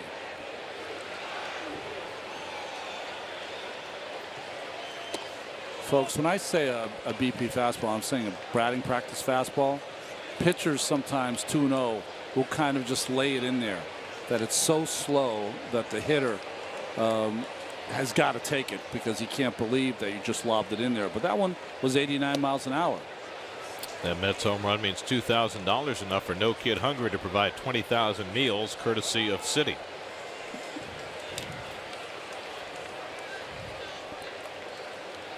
So Conforto, who had been hitless in his previous 9 at-bats, breaks that string. His second home run on this homestand. And the curveball to Cabrera, punched to left, but in comes Pham to get it. A good out. That's the first out. A lot of people who watch the Cardinals would think Tommy Pham should be the center fielder. Well, that's the swing I love right there. What's wrong with that? That's a fastball. Fastball. Knew right away. You know, Wainwright, unlike a lot of pitchers that throw a lot of innings, have been out there now in his, what is this, his 19th start. Only 11 home runs. That's not a lot right now. No, not at all. He's given up a lot of hits, Yeah. but not a lot of home runs this year. Here's Cespedes is 0 for 2. And takes the cutter for a strike. By the way, I said earlier that David Wright won the home run derby in 2006. He Yeah. did not. He Okay. lost in the finals to Ryan Howard. Okay. He did hit 16 in the first round, though. You know what the problem was for David in that home run derby, as I recall? LaDuca. LaDuca ran out of gas. That's right. Get some sleep, Paulie. I don't know what happened the night before. But. Of course, LaDuca was throwing the pitches and, you know, put them in just the right spots in the first round, but I think that LaDuca, and this is my opinion, I hopefully have Paulie in the booth so he can dispel this notion. I think he got the Archie Bell and the Drells as they went deeper and deeper. tightened up. Yes. Wow. Maybe he had David to place. Oh. That's awful. That's awfully good. Looking for the Quinella. He had the futures game right.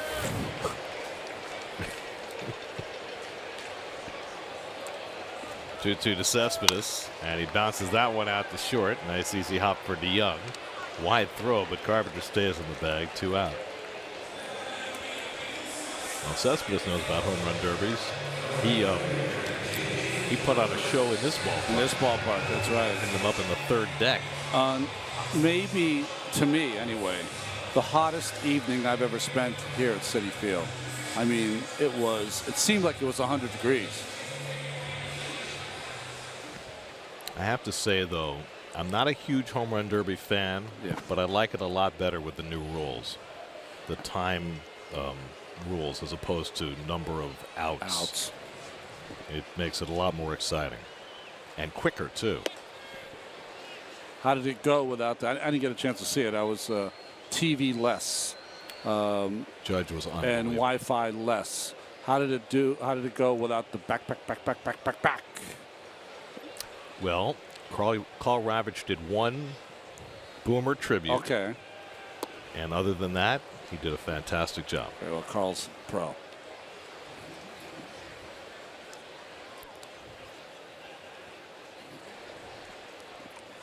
I wonder how tightly wound those BP balls were. They're definitely from this year's edition. But you know you know how Marlins Park is set up, right? Yes. The number of balls that Judge hit against the back windows in left field. Oh, the ones they close, you mean? Yeah. When I mean, over 500 feet, just phenomenal. It's precisely what I meant. I know he's a very strong man, but they want home runs. I got to think that those balls are a little bit livelier because it's what the fans want. Bruce strikes out for the second time, but Michael Conforto unlocks the tie. 16th home run for Conforto. 1-0 Mets after 5.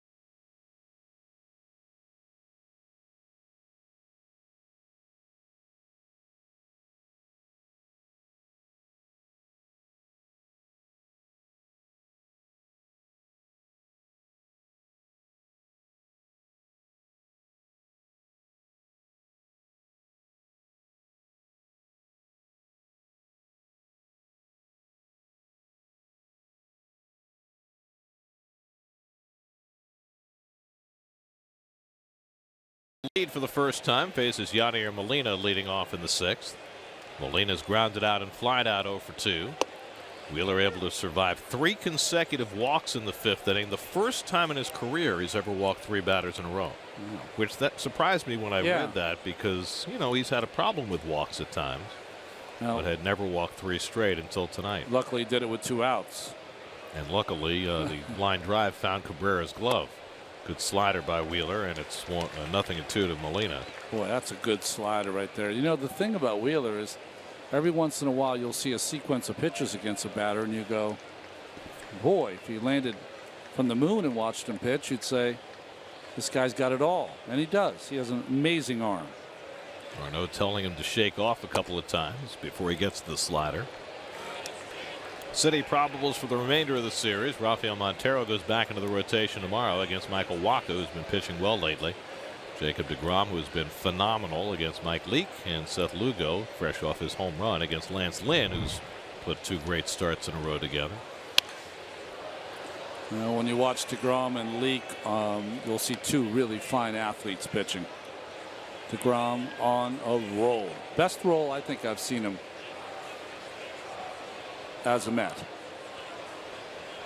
Won his last 6 starts now. Had that start against the Cardinals where he gave up 4 home runs in a 7-batter span, but still won. It was home run derby. Charging is Reyes. Bare hand play, can't make it. He would have had time with Molina running.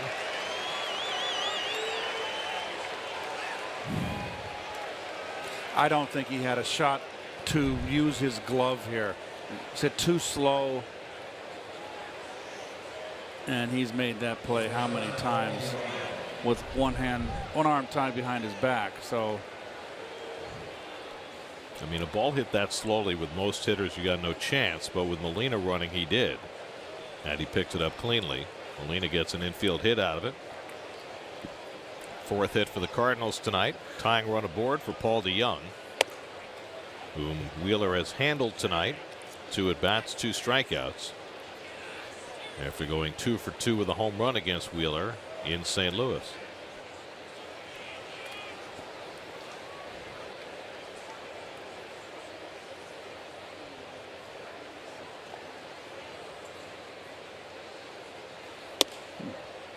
Curve inside, 2-0. Well, let's take a look right here. He would have had him. So you don't think the 2 hands with the glove, he would not have had him? I think you had the bare hand was the play. It's tough play Okay. right there. It's a tough call when you're coming in hard charging.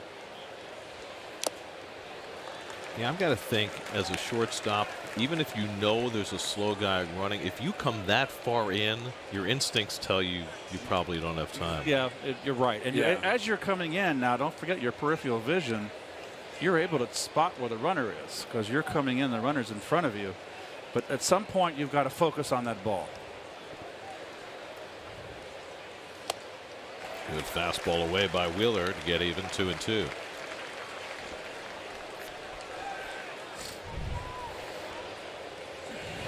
Fastball had a little cut on that. Yep.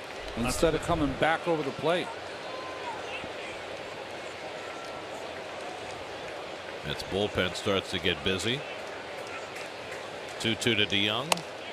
Just off the corner. And back with the same pitch, 3-2. Good call there. Missed.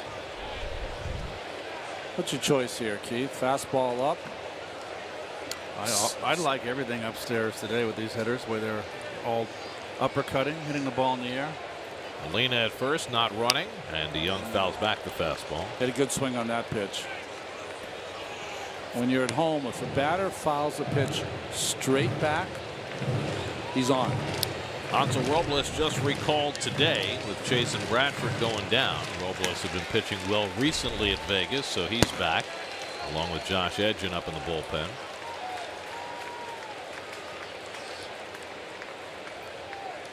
Again, the 3-2.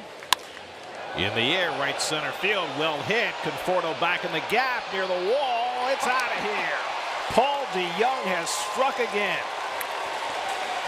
The Cardinal rookie shortstop who demolished the Mets in St. Louis hits an opposite field 2-run homer to put the Cardinals in front 2-1. His 10th home run of the season, his 4th in 4 games against the Mets. Fastball, wants it away, down the middle and down. Right into the zone. Just the mistake there is it was just right, split the plate right down the middle. Jeez.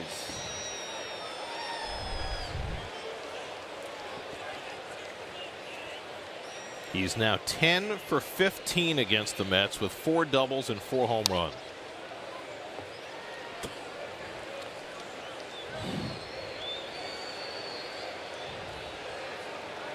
Another Chipper Jones in the making here. Jeez.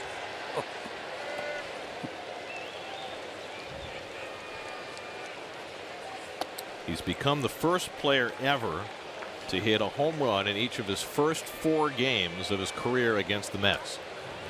The only others who had hit home runs in their first 3 games were both Detroit Tigers, of all things, Damian Easley and Andy Dirks. And now Paul DeYoung becomes the first player ever to homer in each of his first 4 games against the Mets. I had to look him up. Illinois State. The Redbird all the way up the middle, base hit for Colton Wong. 3 straight hits against Wheeler to start this 6th inning. Let's check in with the studio. Justine Ward has a game break brought to you by your Tri-Honda dealers.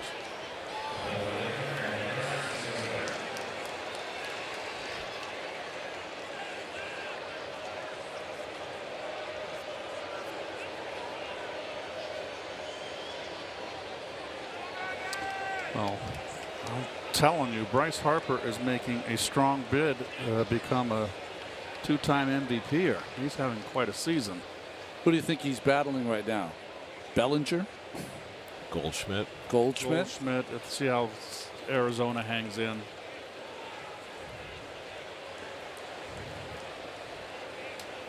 Here's Sierra, the number 8 hitter, and he drops down a bunt. Wheeler's got to play at second, gets the out there. Bunted a little hard and straight by Sierra. 1-6 put out, retires Wong at second. Sierra aboard with 1 out. I know Wainwright's a good hitter, but I don't agree with that bunt. Oh, he was bunting for a hit all the way. That's his game. Although he certainly didn't run up the way you normally do to bunt. Yeah, it looked like that's what kind of tricked me here. You got to keep an eye on him now as far as attempted stolen base. He's 2 for 2 on the. Oh, I'm sorry, 2 for 4. He's been caught twice. Stole 11 games in Double-A in 45 games. 11 bases in 45 games. Wainwright has struck out and grounded out 0 for 2. Rivera shortening up at third. No guarantee he's bunting, though. Well, he never gave it away. Wainwright's got 3 sacrifices, so he will bunt on occasion. Way up in the box. Nice shot there. Usually when you're way up in the box like that, it's bunt situation. Helps you keep it fair. Well, he swings away and fouls off the fastball.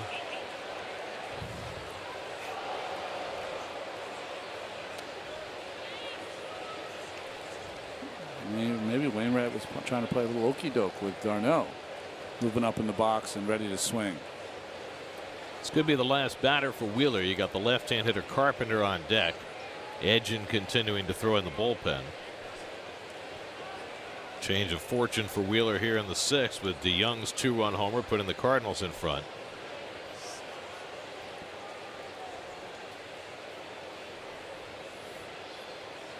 And Wainwright socks one to the gap in right center. That's going to split him and go all the way to the wall. Sierra flying to third. He'll score easily. Wainwright drives in his 10th run of the year, and the Cardinals lead at 3-1. Well, we got to see Wainwright drive the ball. We also got to watch Sierra run, which he was a blur. Whoa. Well, fastball. Nice hitting by Wainwright. Remember, it's a hard thrower. Hard throwing Wheeler hits it right where it was pitched. And this is what I miss in today's game. Speed. Look at him go. Wow. I mean, you want to hit home run, 1 base at a time? That's excitement. Well, that's it for Zach Wheeler. After holding the Cardinals at bay for 5 innings, he's given up 3 runs on 4 hits here in the 6th. And Josh Edgin will come in to face Matt Carpenter.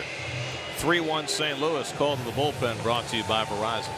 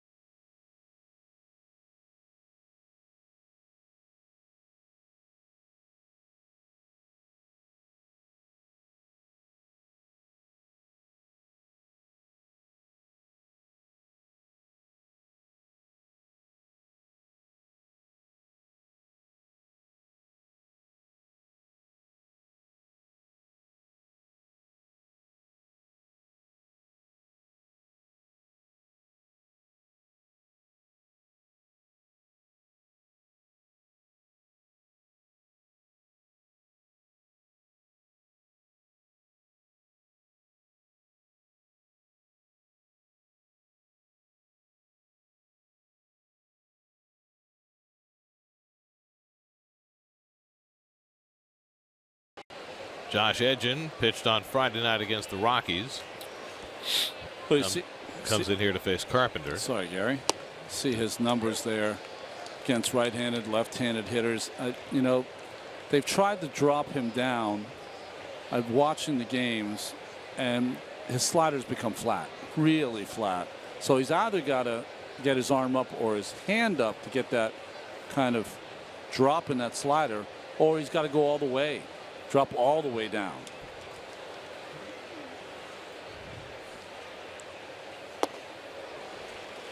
It's a better one there. Carpenter's 1 for 2 and a walk tonight. So Wheeler, for whom things were going so well, out after 5 1/3. 7 hits, 3 runs so far, 4 walks, 5 strikeouts, a home run, 96 pitches. And Carpenter, if you recall that series in St. Louis, still hitting under 200 against left-handers, 190 against left-hand pitching. Might be a 1-batter affair for Edgin. Hansel Robles still up in the bullpen, right-hand hitter on deck. 0-2, off the plate with that breaking ball. Robles wasn't that effective his overall numbers in AAA, but his last few outings were better.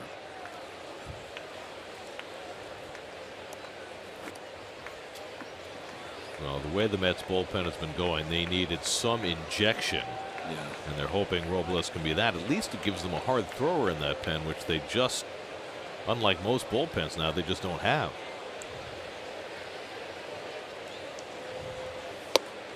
Just off the plate with the fastball. 2-2.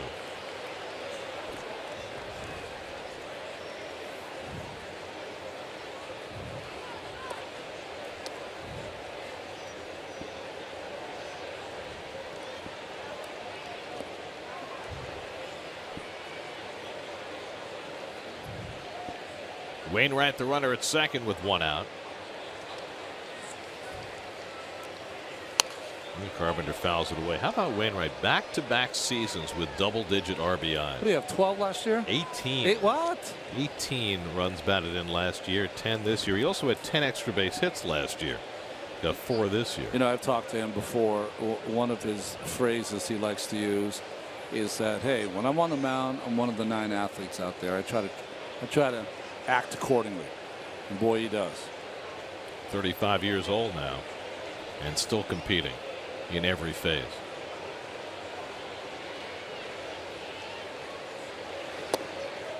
Full count to Carpenter. Tommy Pham on deck. Remember when he got hurt though on Carpenter with the Achilles, right? And he was always saying he didn't want the Wainwright, excuse me. Yeah. Did not want the DH. He wanted to be a part of it. Well, because he got hurt hitting. Yes. You know. Yeah. Right. But you know, I agree. I want the pitcher in the lineup. That's inside ball 4, so Edgin loses Carpenter after getting ahead of him, and that's going to be the only batter he faces. So Edgin walks Carpenter, and now Robles will come in to face Pham. Another pitching change here at Citi Field. We'll be right back.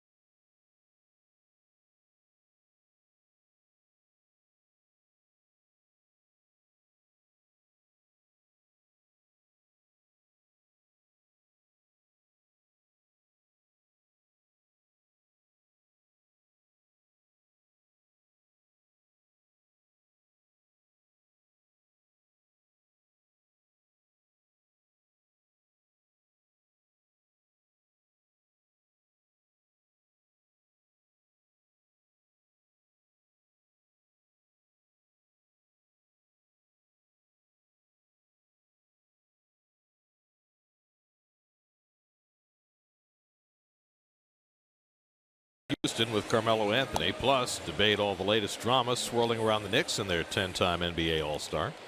On Loudmouths, presented by Cheapo Air, tomorrow at 5:30, only on SNY. Here's your G pitch cast. Well, these are the pitches. They're the Young for the home run, and then the fastball away to Wainwright. 2-run home run and the run-scoring double, which drove Wheeler from the game. And now Hansel Robles pitching in the big leagues for the first time since May 21st. You know, I was mentioning that down in the minor leagues, he was pitching better at the end. In fact, his last few appearances were scoreless, and he pitched 5 outs in his last 2 appearances as they were stretching him out in Vegas.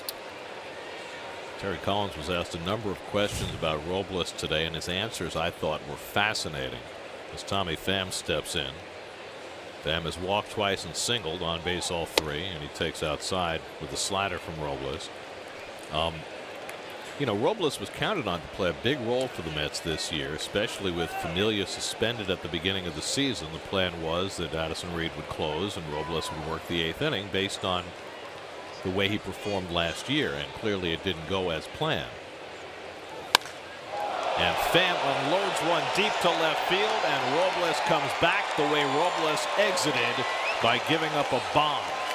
3-run homer into the second deck off the bat of Tommy Pham, his 12th of the year, makes it 6-1 St. Louis.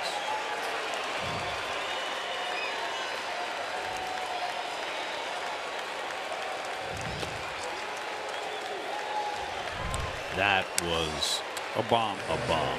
And Pham, it just continues to impress. I mean, 12 home runs now. Well, Robles' last 3 appearances in the major leagues before he got sent down, he gave up 12 runs in 2 2/3 innings.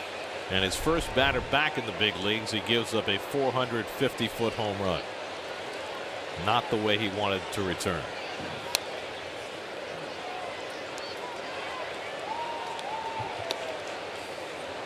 Wow. High fastball. Missed with a slider, ball 1. High fastball.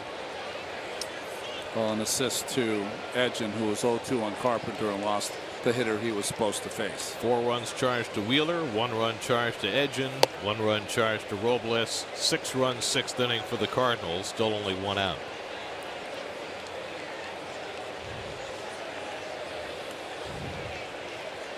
So here was Robles, who was supposed to be a key piece in the Mets bullpen. And Terry Collins acknowledged that it has been extremely frustrating watching Hansel's season. And he told a story about how right before Robles got sent down, they talked to him about the things that he needed to do better, which was command his fastball low in the zone, be a little bit more precise with his pitches. And Robles said that he wanted to work on those things at the big league level. And Terry said, I thought very pointedly, said, you know what? This is an instructional league. Yeah. Now, to Hansel's credit, he went down to AAA and he got some things righted in his last 5 appearances in AAA. Worked 6 2/3 scoreless innings, but boy, it has to be even more frustrating to see him return and give up a bomb to the first man he faces. Well, I always thought Bartolo Colon was kind of like his baseball life coach for Robles, and without Colon this year, I'm not saying you should have signed Colon and Colon should have been here. I'm not saying that, but I always think that as Colon was here, he was kind of the arms draped around Robles, keeping him on point. I guess is my opinion. Barton will be in Minnesota tomorrow. Well, that doesn't help. 2-2 to Fowler, and he struck him out. That's the second out of the inning.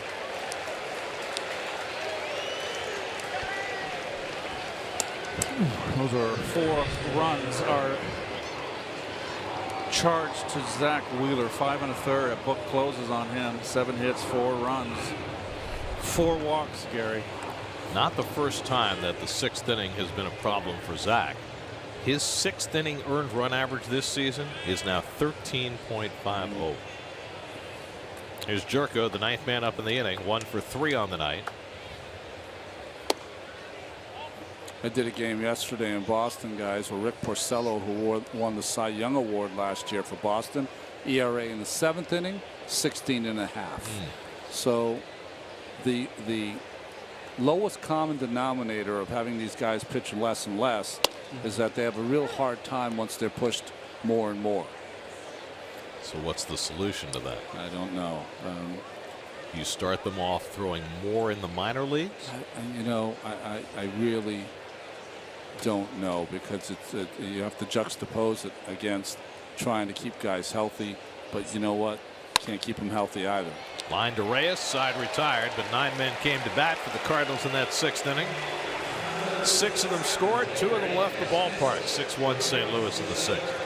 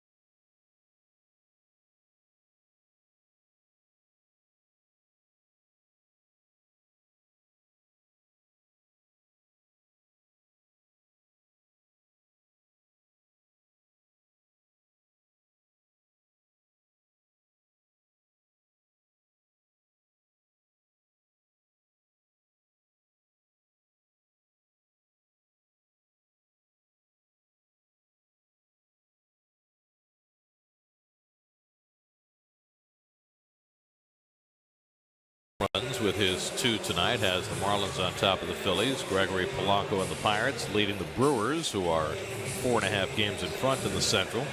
And we mentioned Bartolo Colon making his debut for the Twins tomorrow night. More of the same for Hansel Robles.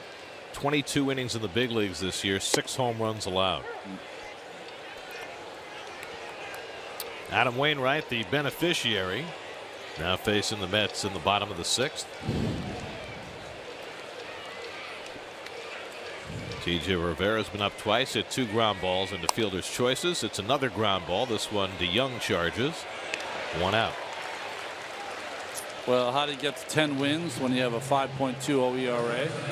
You have your gang score runs like they've scored for Wainwright tonight. And drive in 10 of your own. He drove in 10 of his own. And don't forget, we've kind of seen him not at his best tonight, but the professional starting pitcher somehow weathers through that storm and kept it, scoreless until the 5th, gave up a home run, and now he's got the advantage. It's what we see from DeGrom all the time. Exactly, same thing. Figuring out a way to get by on not your best day. Even on his not best day for DeGrom, though, it's 6, 7, 8 punch outs, but I know what you're saying. Would he give up those 4 home runs? Right. Still got it done. Dude has hit 2 bullets tonight. Doubled into the right field corner, and then he had a liner up the middle that Jerko made a nice diving catch on. It's one of the few changeups that Wainwright has sprinkled in. Just lobbed it in there, didn't he? There goes Jerko into the spot where he caught the liner the last time.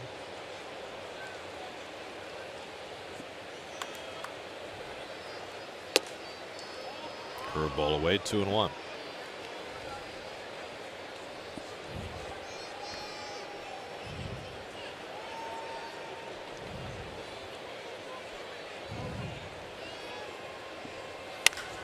And Duda hits one in the air to deep right field. Back goes Sierra at the wall. It's out of here.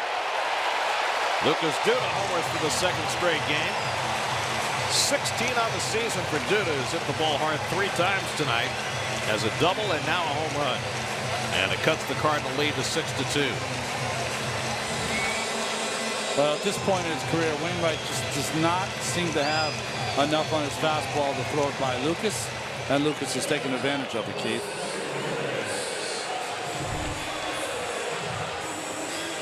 Oh, it's a nothing. Is that a fastball? It's a cutter, but it's a nothing cutter. Just didn't do anything. Just spinning. Tried to go all Schwarber on Wainwright. Career home run number 124 for Duda. Ties him with Todd Hundley for 7th on the Mets all-time list. I was interested to see that after the All-Star break, if pitchers around baseball looked at themselves in the mirror and said, I'm not going to take it anymore. I'm going to have to start knocking down some of these hitters and taking the plate back because of all the home runs being hit. I'm interested to see if that happens. Hasn't happened yet. It's only a few games. They'll put him in detention. Or right on the chalkboard 100 times. I will not throw at a hitter.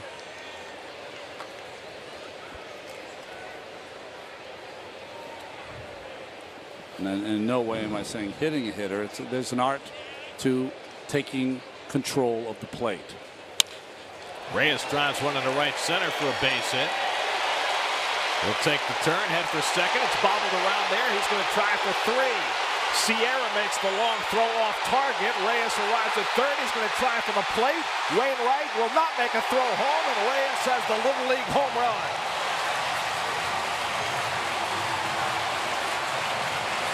That's old school Jose Reyes taking advantage of the defensive mistakes by the Cardinals to turn a double into a run.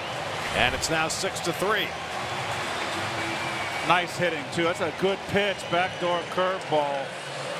And Sierra just makes a horrific throw here. And I think this should be a triple and an error on the throw. This is just a horrible throw. It'll be an error on the center fielder Fowler, allowing Reyes to get to third, and then an error on Sierra, allowing Reyes to score. It's a double for Jose, his second double of the night. That's a tough error on Fowler, isn't it? Darno cracks one to center field. Fowler racing back. He'll get there. And he drops the ball. Darno heading for second. The third error in the inning on the Cardinals outfield. Fowler got back. Easy play. Dropped the ball. His second error in a row. Wow. There's their nonchalant. Played it cool. It looks great until you drop one. And then it's embarrassing. Well, we've talked a lot about the Cardinals defense focusing more on their infield, but I don't know if I've seen 3 outfield errors on 2 batters in a 2-batter span ever. But particularly in an inning like this, when the Cardinals got Mets score 2 runs, you want to get off the field. 6-3. Now this is Reyes running. Took nothing for granted out of the batter's box and just kept going. Nice turn right there. He's about to stop, and then as he picks up the ball as it was thrown away. And they have changed the first error on Reyes' play. They've taken it away from Fowler and given it to Sierra. So 2 errors on Sierra. The first one allowing him to get to third, and then the bad throw allowing him to score. So 2 E9s followed by the E8 on the drop fly ball off Darno's bat, and now Wilmer Flores. E9 squared. So Wilmer pinch hitting. Mets have scored twice. They've got Darno in scoring position, and Wainwright trying to pick up his outfield teammates. Well, that's a lot of excitement in a short period of time. See what happens when the ball gets put in play? Matt Bowman, the right-hander. Tyler Lyons, the left-hander.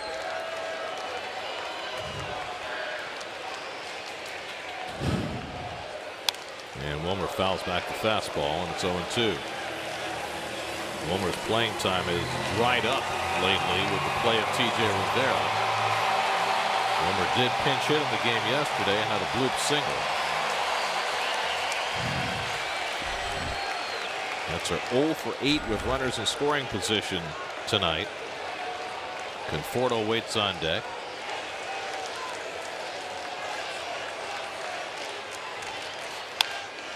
Flores fouls off another fastball. Well, we talked about how strong Sierra's arm is. We saw on a throw to second, but this is a strong but not even slightly accurate throw. Now, it's not a good throw for two reasons. Number one, the obvious. It's off, way off. But there's no cutoff man in sight. He skied it. Well, also, he had no chance to get red. He didn't, but listen, he's 21 years old. He's just up. So he compounded a mistake by another mistake. You can definitely see that happening. You can't blame Wainwright because he was over there. I mean, it's impossible to think that a throw is going to be that far offline. Just 21 years old, up from Double-A. Actually, he played in Single-A earlier this year. That's how inexperienced Magneuris Sierra is.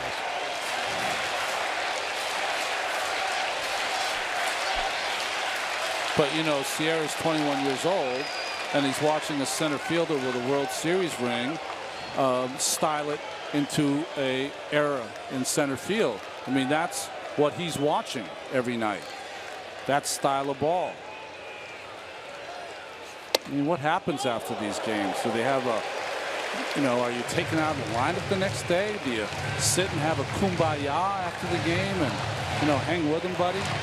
Things happen. I'll tell you what, and I mentioned this briefly earlier, there are a lot of people who watch the Cardinals who feel that Fowler shouldn't be playing center field. But Tommy Pham is a much better defensive center fielder.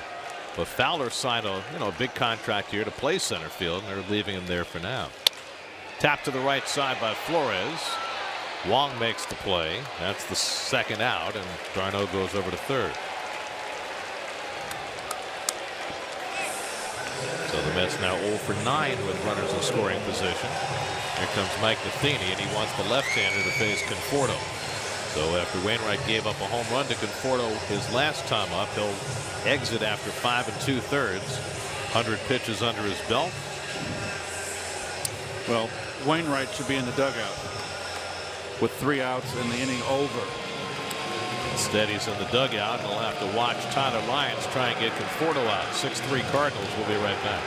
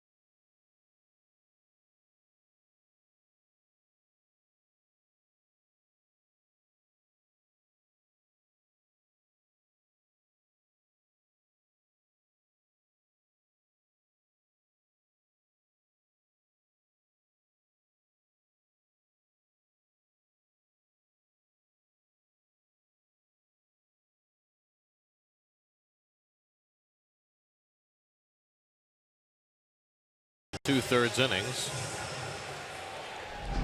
And he'll leave it to Tyler Lyons to try and get the third out in the 6th.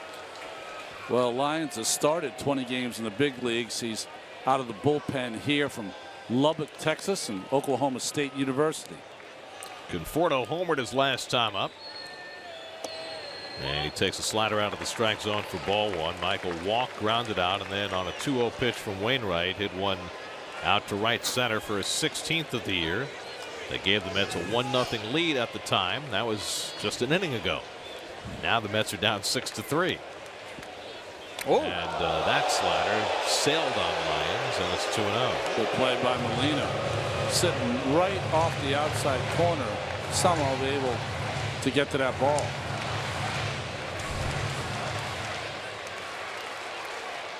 Didn't get on top of that one.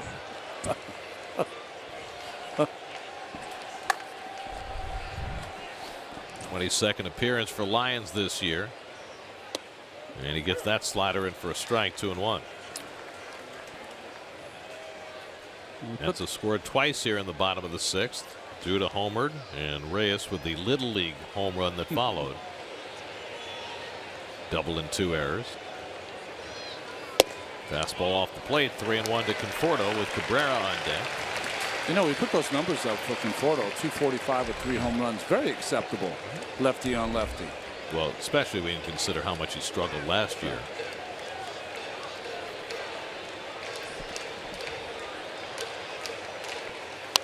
Oh, what was a cut. Hanging slider down, didn't get it away enough. That was a rip.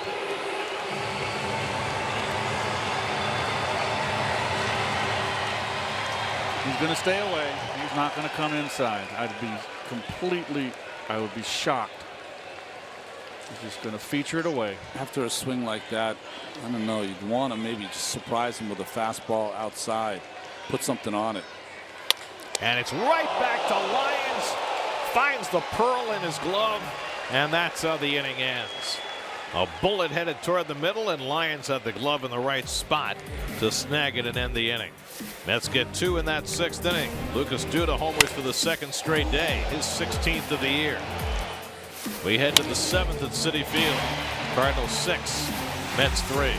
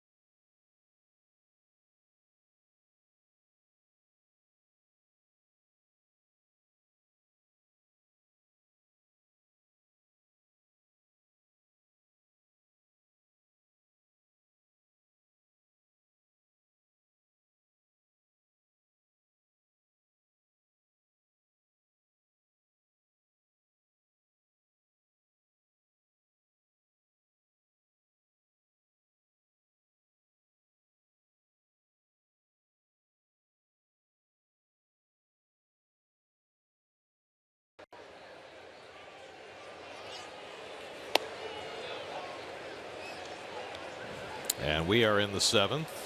Paul Sewald on to pitch to Yadier Molina. Sewald, the 4th Met pitcher of the night. Molina got the 6-run 6th inning started for the Cardinals with a slow grounder to short for an infield hit. See Sewald's numbers, pretty impressive. The 43 strikeouts and 36 innings pitched. Didn't think of him as a strikeout guy in the bullpen when he came up.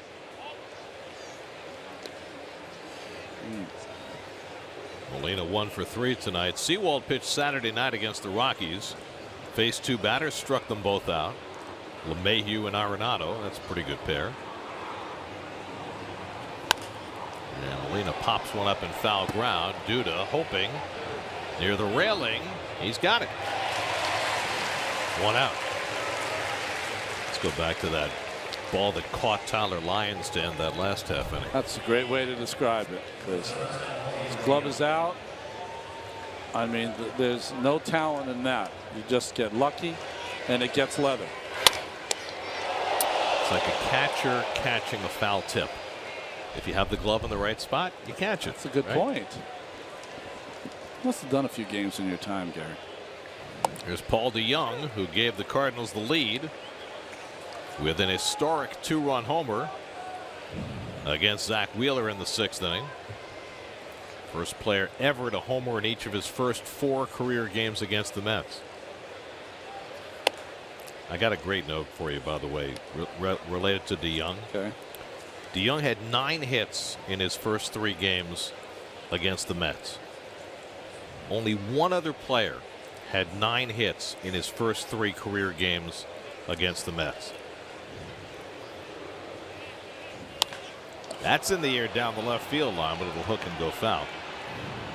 The only other player who had 9 hits in his first 3 games against the Mets, Kaz Matsui. Oh. After he was a Met, in his first 3 games against the Mets as a Rocky in 06 and 07, had a 3-hit game, a 1-hit game, and a 5-hit game.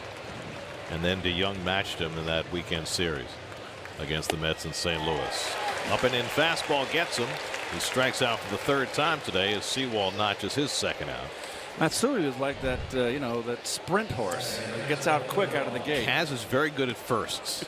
Remember his first at bat in the major leagues, leading off on opening day in Atlanta. And the first pitch, he had a home run against Russ Ortiz. Right. That was his introduction to Major League Baseball. First pitch of the season as a leadoff man out of the ballpark. So what's the stat? 9 hits in his first 4 games? Well, he had 9 in the first 3. Now he has 10. DeYoung does in this first 4. So 9 in the first 3. But I mean, Elias could go and find, has any rookie ever done that? I mean, that's well, they're not against the Mets. Yeah.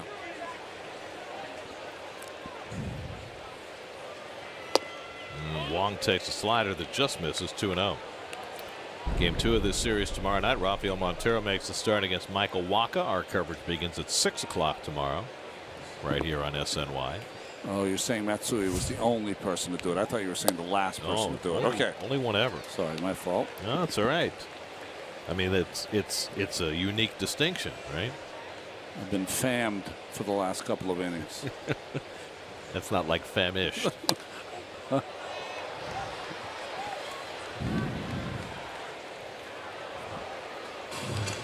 Wong's got that big swing still, I see. For a little guy, I know he's got some pop. I'll defer to the Meadowlands Racing and Entertainment for full details. Wong's been on the DL twice this year. Left elbow, right triceps. So he hasn't played all that much. Really extreme crouch. Really wraps that bat. He takes a big uppercut. It overswings a lot. Stocky guy, huh? 3-2 coming. Struck him out with a high fastball. Another good inning for Paul Sewald. 1-2-3 with a couple of punch outs. 7th inning stretch time. That's down by 3.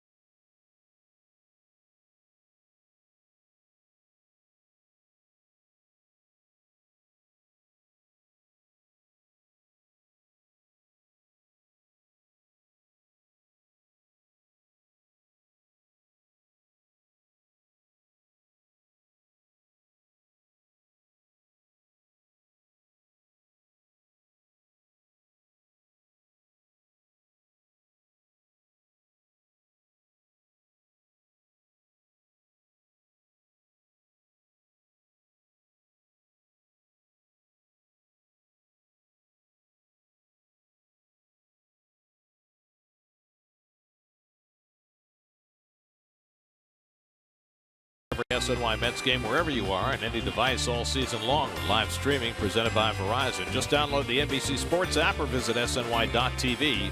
Your home for live streaming coverage of every SNY Mets game. Tonight's starters brought to you by People's United Bank. Zach Wheeler was great for 5, not so great in the 6th. Adam Wainwright gave up a couple of home runs, but he leaves with the lead. Now the former Met farmhand Matt Bowman is in to pitch in the bottom of the 7th. Rule 5 draft pick for the Cardinals, appeared in 59 games last year. One of the wicked smart kids from Princeton. 45 games this year. That ties him for the National League lead in appearances. Got one huge out behind Wainwright in the game that he pitched against the Mets in St. Louis. Came in with a 1-run lead, got d'Arnaud to pop up with 2 men on. And Cabrera takes a fastball out of the zone, 1-1. He's got a good moving fastball. His strength is that split finger changeup that he throws. Cabrera 0 for 2. He was also hit by a pitch. Cespedes and Bruce to follow in the home 7th. Fastball away, 2-1. This was a scoreless game until the bottom of the 5th when Conforto homered. The Cardinals then scored 6 runs in the 6th. 2-run homer by DeYoung against Wheeler. A 3-run homer by Pham against Robles. Mets came back with 2 in their half of the 6th in unusual fashion. And that finds the inside corner, 2-2.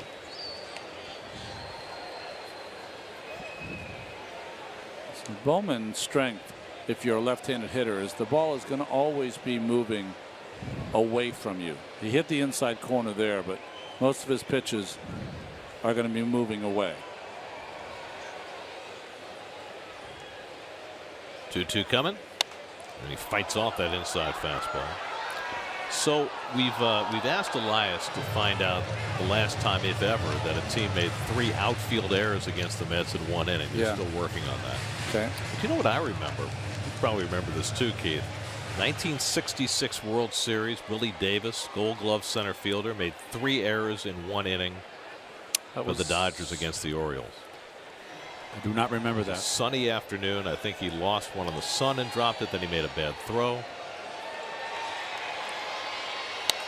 That's when the Orioles did quick work with the Dodgers that year. Swept them 4. It was Frank Robinson right there. That was Sandy Koufax's last game, the 2nd game of that series.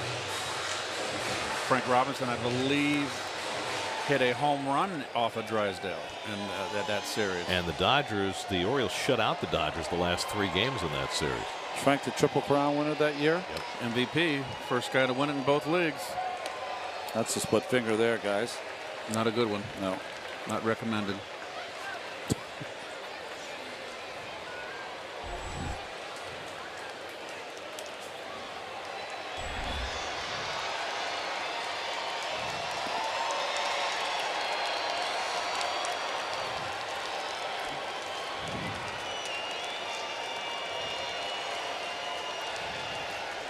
Eighth pitch of the at-bat coming. And Cabrera fights that one off. Well, Struble having himself a good at-bat.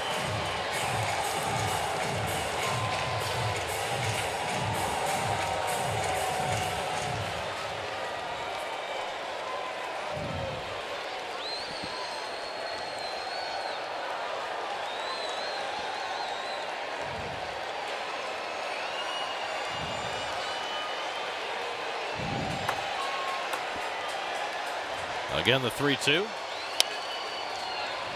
Hooked on the ground. Wong throws out Cabrera. Bowman wins that battle, 1 away. 9-pitch at bat. Got him out in front.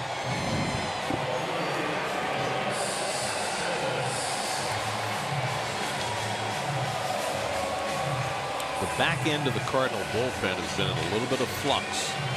Remember, we mentioned that they had 2 walk-off losses in Pittsburgh. The Friday night game, it was Seung-Hwan Oh who gave up the walk-off 3-run homer to Josh Bell. Last night, or yesterday, they used Brett Cecil to try and close with a 1-run lead in the 9th. And the Pirates scored 2 and beat him.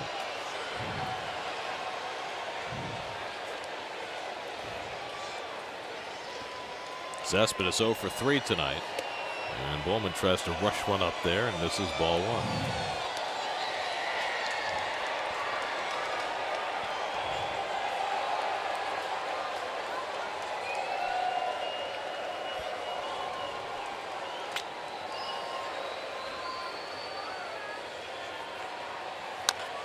Top to third.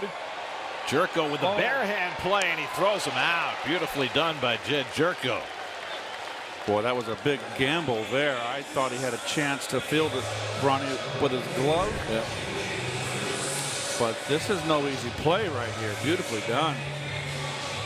And getting down the line pretty good is Cespedes. Now, they always say keep your hand completely open on that bare hand play, but that's not how Jerko did it. Well, a second baseman by trade, he's got his own way of doing it. It's he's got a Bowman has a little. Well, we'll talk about it later. But he caught it on the right foot and got the throw off the way he wanted, with something on it too. Yep. Cespedes didn't touch first. It's not a good move. Bruce is 1 for 3, a soft single to left in the third. And he laces that one up the middle, of base hit. So Bruce with his second hit of the night, a 2-out single. He's got an 8-game hitting streak working now. A couple more knocks tonight. I like Jay when he goes up the middle. And this is a guy, Bowman, against left-handers. It didn't come inside once. They came inside once to Cabrera. He's going to go predominantly away. His game is to get you to roll it over and try to pull him. So now it's Rivera, who started the night with an 11-game hitting streak. He's gone 0 for 3, 3 ground balls tonight. We have confirmed with Elias, first time in Mets history that a team ever made 3 outfield errors in 1 inning against the Mets. Yeah, saw history. 56 years. How about those 62 Mets? Did they make 3 errors in an inning? Well, we're talking about against the Mets. I mean, you got a lot of options there, those 62 boys. Hey, I lived through 1993 too. Yeah. First time ever is always something, though, right? As ugly as it was.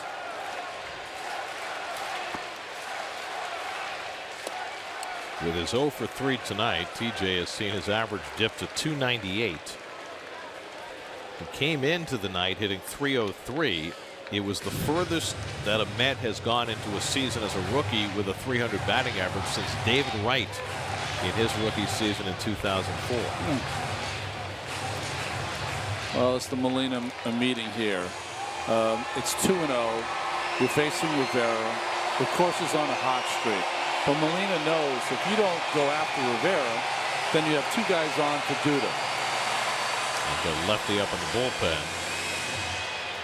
So if Rivera were to get on, probably would not see Bowman still in the game. Kevin Segrist, recently back from the DL, is up.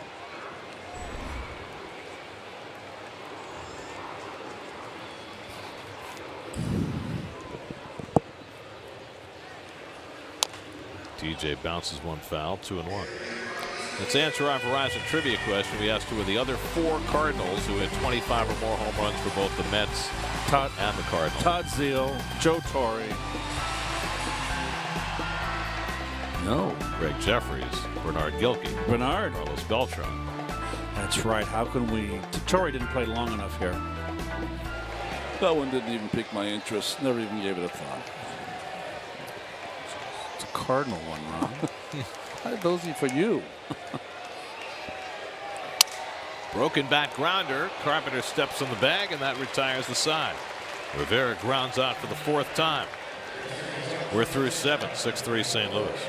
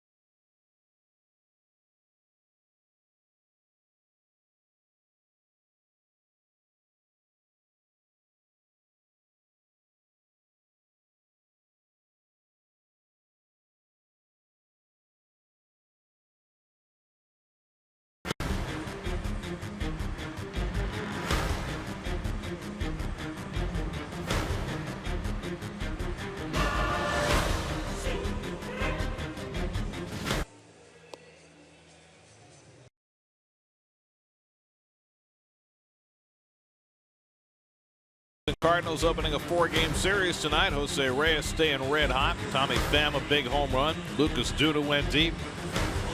Dexter Fowler a little embarrassed. Adam Wainwright had himself a night. Not so good for Hansel Robles in his return to the big leagues. The upshot is a 6-3 St. Louis lead as we go to the 8th inning. And Jerry Blevins will be the 5th Met pitcher of the night. Well, like Bowman for them, 46th game for Jerry Blevins as he tries to make sure the Mets stay only 3 runs down here in the 8th inning. Last pitched on Saturday night. Got a couple of strikeouts in 2/3 of an inning. Magneuris Sierra leads off in the 8th inning. Corners pinch in against the speedy left-hand batter. And he slices one out to left. And Cespedes comes in to get it. One away. So Sierra, who had hit in all 9 games he had played in the big leagues, has gone 0 for 4 so far tonight. I got to get this in. Okay. Okay. He broke the Cardinal record for most games hit in to start a career. The old record was 8.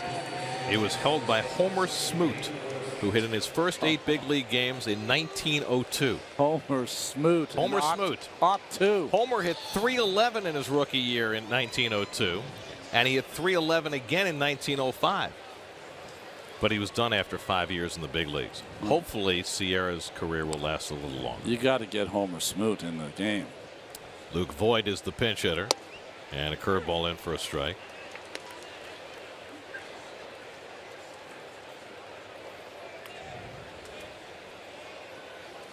A lot of fanfare around Voigt. He's a St. Louis native. Big home run bat. Guy who has developed late.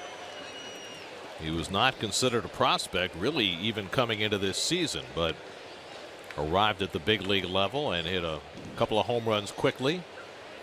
A local kid. St. Louis local boy. I like his swing. I think he's got a chance. Big, strong kid. But he hasn't been playing much since Wong has come back off the DL.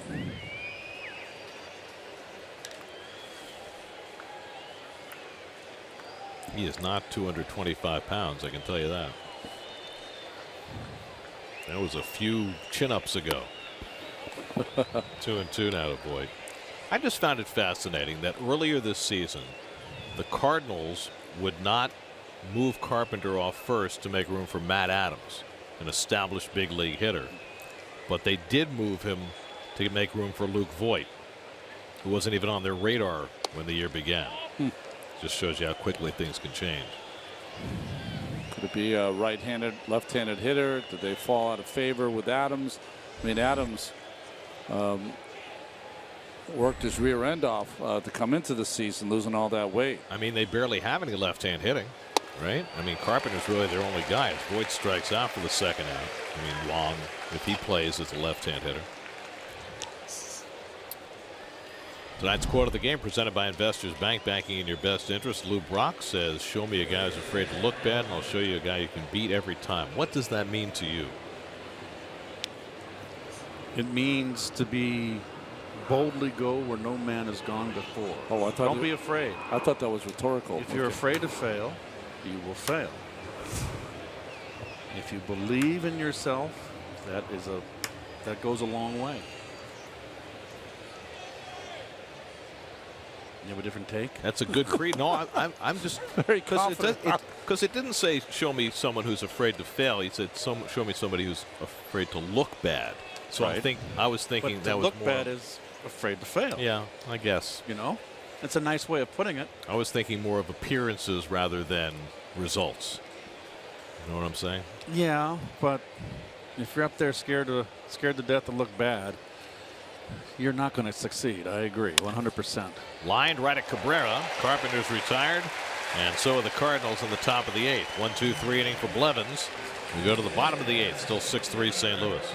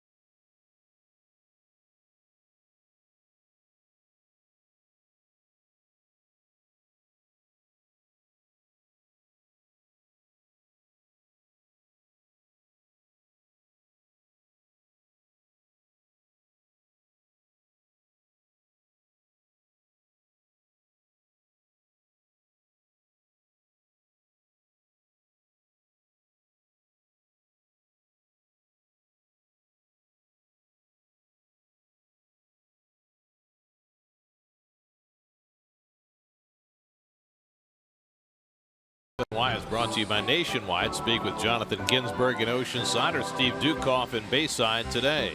By Toyota, tested, trusted Toyota. Toyota, let's go places. And by Geico, over 75 years of savings and service. Remember when Players Family Day was a big deal?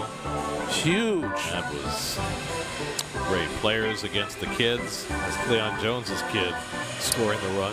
One of the great pictures that I have is of my oldest son Tyler at a family day here at the Big Shea that I keep in my office. I've had it forever. Kevin Segrist will pitch the bottom of the 8th inning for St. Louis. Hard thrown lefty is Segrist. Recently back from a stint on the disabled list with a cervical spine strain. It sounded serious. Hurts me just to say it. But he wasn't out that long. 2 years ago was in 81 games. Last year 67 games. Facing Duda, who's hit the 3 bullets tonight. A double, a line out, and a home run. We talked about it yesterday, Keith and I, that maybe it's the time for Duda to get on one of his hot streaks. Got a 2-run double Saturday, a home run yesterday, a double and a home run today.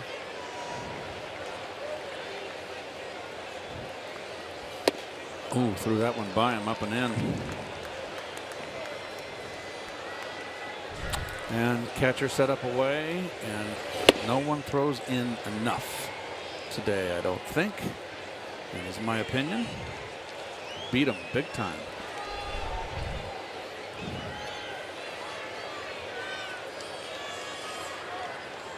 One-two coming, and the breaking ball got him. So Segrist strikes out Duda to start the bottom of the 8th. Took a lot off that one, didn't he? Got Lucas way out in front, set up. Jerry Blevins curveball right there. Set up with the up and in fastball.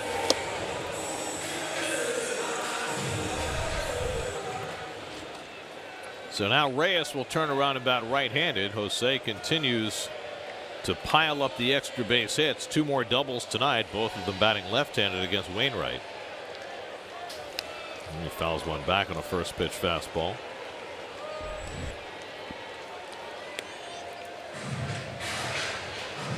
Reyes now has 29 extra base hits, and it only feels as though they've all come in the last 3 weeks.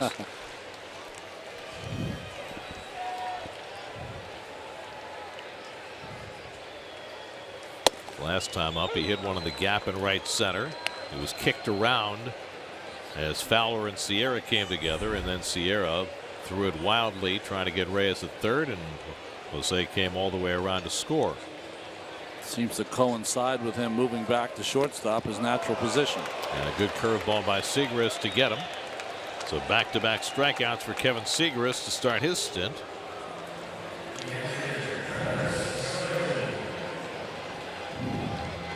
Kevin Segrist, 18 career wins. He was born in Buffalo.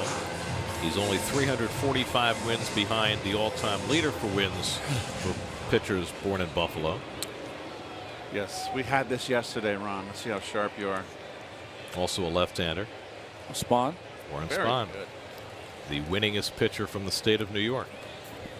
Here's Travis d'Arnaud. That came up yesterday because Steven Matz and Jeff Hoffman squared off. Okay. Hoffman's from the Troy, Schenectady area. Yeah, like an hour and a half, right? And Matz, of course, from Long Island. You don't get 2 New York pitchers going head to head that often. It was probably the most memorable thing about Steven Matz's day. Everything else was kind of dreadful for him. Yeah. And he talked about just, flushing that one and putting it behind him. But boy, that was a tough one for him to stomach. Well, I was watching your game from the scoreboard at Fenway Park. Of course, is man driven, and I just saw the numbers clicking over and over. 10 pitch, 3 strikeout inning for Kevin Segrist. We go to the 9th, 6-3 St. Louis.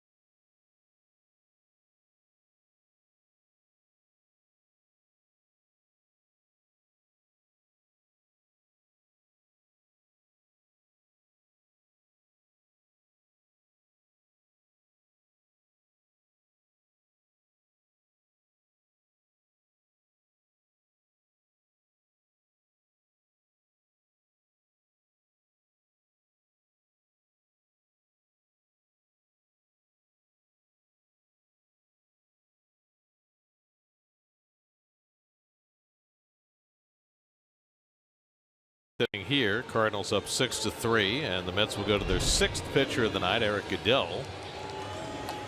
We see his numbers so far. Goodell, when he has been healthy as a Met, has always shined. Staying healthy has been an issue. He was terrific yesterday, faced 6 batters and retired them all, but after 30 pitches coming right back to pitch tonight, gets the splitter over for a strike to Tommy Pham, who's had himself a huge night. On base 4 times in a row. The last one, a 3-run bomb into the second deck in left field against Hansel Robles that turned a 3-1 game into a 6-1 game.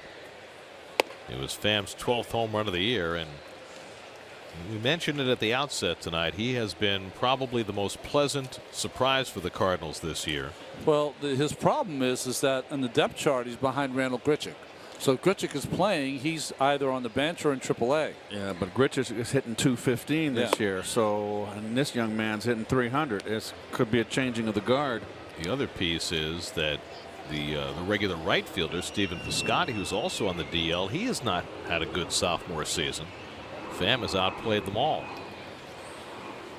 Pham has got 38 RBIs, Keith, and just over 200 at bats. It's pretty impressive.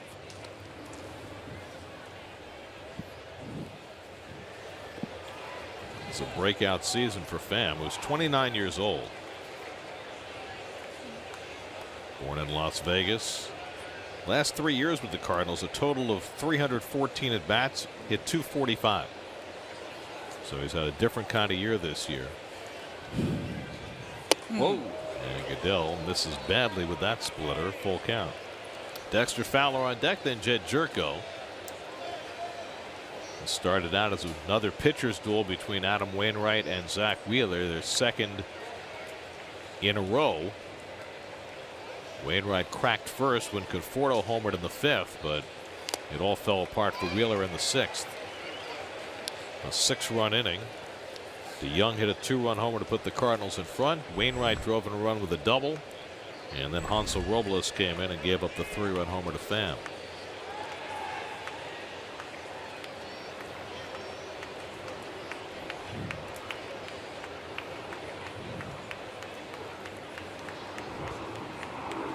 And Goodell strikes him out with a splitter. 1 down in the top of the 9th. Road ahead presented by GMC. 3 more games to go in this series. 2 night games and the noontime start on Thursday. Then the Ronnie's former employer, the Oakland Athletics, come to town for a 3-game series over the weekend. Okay, so I got that one since I played for them 1,000 years ago. Well, I got it. I mean, you're only there for just the 1 game on Friday, so we expect a full reminiscence of your tenure as an Oakland Athletic. I'm donating a lot of my time tomorrow afternoon to the Oakland A's. We'll see what happens. It's going to take a little while to get up to speed on that team. They've got a lot of folks who don't have a lot of big league tenure. Even more now that they traded away Doolittle and Madsen to the Nationals yesterday. They got some guys who hit home runs, though. Chris Davis, Yonder Alonso, Matt Chapman, who just came up. Healy, he's got some pop. They just swept a series from Cleveland, which was impressive. Sean Manaea pitched a great game for them last night.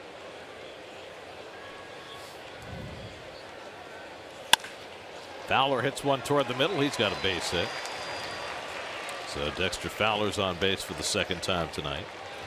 So the Indians spent a whole week in the Bay Area. They were in Oakland for 3. Now they're in San Francisco tonight. Well, what's cool about that, if you're a player, I don't know if you like this, Keith, is you stay in the same hotel. So you're in the same hotel for 6 or 7 days. Remember what Ralph Kiner said. You can go to New York and stay a whole week. That's right. Back in the days when there were 4-game series. Oh, right. When Brooklyn and the Giants. Giants. The Giants, right. So the Indians in San Francisco, if they had, in San Francisco, they've got a great sense of history. I wonder whether they would be clever enough to have one of Dusty Rhodes' relatives throw out the first pitch for the Indians-Giants series that starts tonight. Now you should be on their marketing team, right? That would be cool. 1954, the Indians set an American League record with 111 wins, and the Giants swept them in the World Series thanks to a couple of pinch hit home runs from Dusty Rhodes. I think they went a combined. The 2 home runs combined went 500 feet. Yeah, because down the right field line. Well, it was, you know, the Polo Grounds Yeah. where it was 257 down the line. Now, you were telling me something about dimensions at Fenway Park where you were yesterday. Well, Didi Gregorius for the Yankees hit a home run about 20 feet left of the pesky pole. Now, the pesky pole is the foul pole down the right field line in Fenway Park that has the number 302 there to signify. Well, it was hit 20 feet left of it. The launch angle was 31 feet, 31 degrees. The exit velocity was 93 miles per hour. Not big for a home run. And the distance, 20 feet left of the 302 pesky pole, was 295 feet. So you're saying StatCast has put to lie the alleged dimensions of Fenway Park. When it came up, my broadcast partner, Brian Anderson, was alerted to it and brought it up. And I said, Brian, that is just one you have to let go. You can't even mention that. But it was pretty interesting. Have you ever had the occasion to go down to the pesky pole and sign your name? I have. So have I. Yeah, you have to. Yeah. I've also signed behind in the bowels of the left field wall. It's another place to sign there. Jerko strikes out on the splitter, and that's the second out of the inning. Coming up tonight after the postgame show, it's Geico Sports Night. More Carmelo talk. We mentioned Syndergaard and Harvey playing catch, and so much more on Geico Sports Night tonight after the postgame.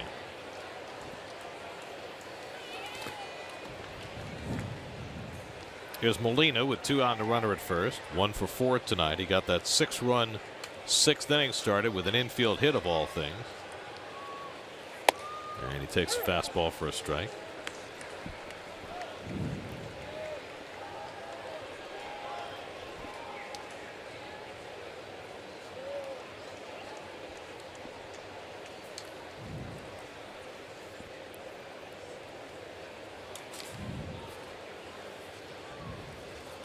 There goes Fowler, and Molina fouls it off. Question for you, Gary and Ron. For the manager of the Cardinals, you've got the Met bench. They've got number 9 hitter coming up, leading off the inning. They're going to have to pinch hit. They've got Granderson from the left side, Reynolds, and Rivera. Would you leave Seagrass in to start the inning to nullify Granderson, or put Granderson at a disadvantage? I would. I would. Give you your answer right now. There's nobody up in the Cardinals. Yes. Oh, okay. Absolutely. So Seagrass is starting the inning for sure after a 10-pitch, 3-strikeout 8th. Why not? And, you know, Matheny is at the point right now, and he's said this over and over. There are no roles in that bullpen. He doesn't have a closer. He doesn't have an 8th-inning guy. All he has are situations. He had both O and Cecil blow saves over the weekend. Trevor Rosenthal, the former closer, is actually throwing better than anybody right now. But given the circumstances and how good Seagrass looked in the 8th, I don't think you have a choice. Even if he had a tough inning, you got to throw a left-hander up against the Granderson. Yeah. Well, I would think that if Seagrass stays in the game, that Terry will put up Matt Reynolds. I bet you he hits Granderson. You think? Yep. To lead off an inning? Yep. We'll see. If it was a 1-run game, I'd agree with you. I like you with your manager hat on, Keith. I just was looking, and I mean, you know, Whitey always told me that you gotta look 3 innings ahead. How about that? Anticipate 3 innings ahead.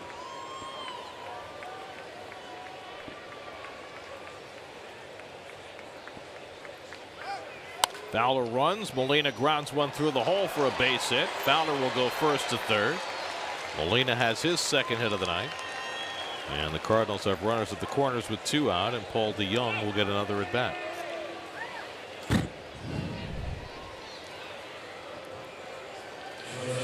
Really playing on that line, Rivera. Let me correct myself. It wasn't 3 innings ahead. It's 6 batters ahead, which makes more sense, Yeah. doesn't it? See T.J. Rivera asking the bench, do you want me to keep him close? Do you want me to play on the line? And can I play deep? Play deep. Yes to all of them. Forget that, Munner. He's not going to steal home. Well, Paul DeYoung's at bat. You might want to play beyond the outfield fence. I mean, this is a guy who very quickly, for Met fans, is going to get an epithet attached to his name. 4 games against the Mets, 10 hits in 16 at bats, including 4 doubles and 4 home runs.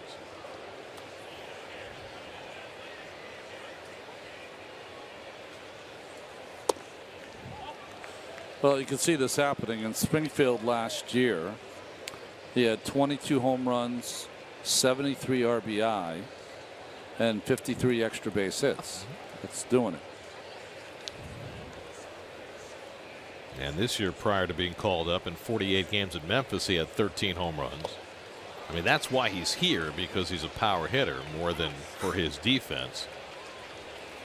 But still, what he's done against the Mets is excessive. Excessive. That's a good word.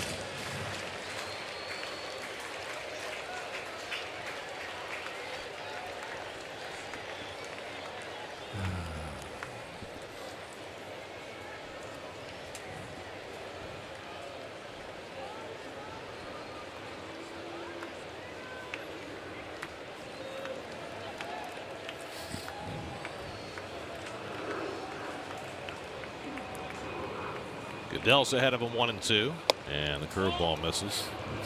Young has struck out 3 times tonight. What do you think the prevalence is of games where a hitter has a golden sombrero and a home run? Probably more now than ever. Oh, certainly. I thought Conforto had one of those games earlier in the year. I think you're right. Molina runs, and it's fouled off. Rocket League is coming to New York, and you can get in on the esports game right here on SNY with the Universal Open, where you and a teammate have a chance to play live in the SNY studios in advance to the $100,000 grand final in LA. Sign up for the Universal Open today on faceit.com. Qualifiers start July 25th.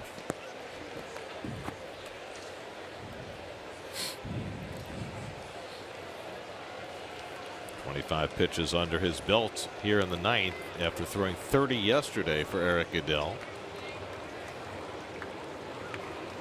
2-2 coming to DeYoung. Molina runs again. It's lined off the glove of Goodell, comes right to Cabrera. 1-4-3 put out, and that ends the inning. Mets will come up for their last licks, down 6-3.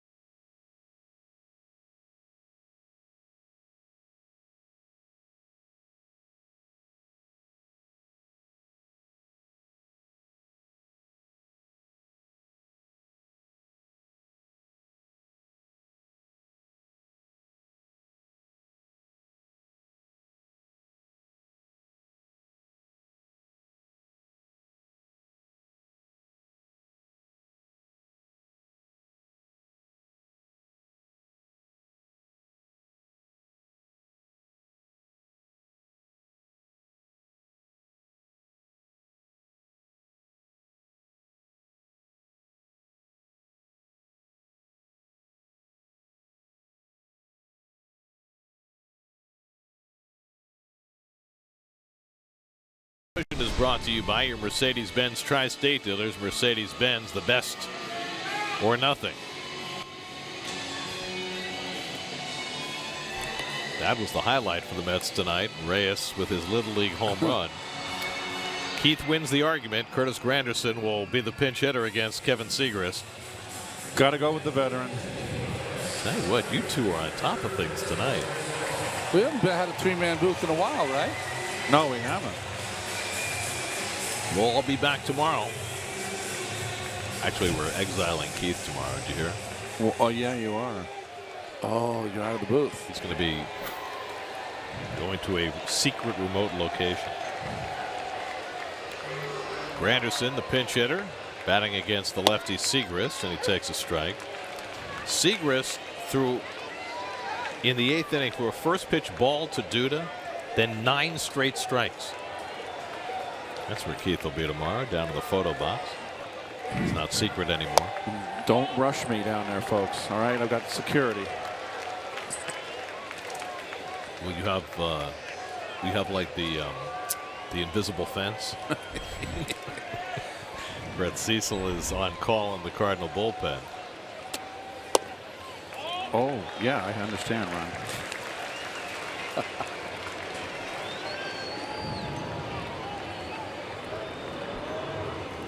Well, the Cardinals have had their 2 losses in Pittsburgh in the 9th inning. Last series coming in. That just misses, and now it's 3-1 to Granderson. Conforto on deck, then Cabrera. If anybody gets on, Cespedes will get a turn. Got to feature a strike here. No free passes.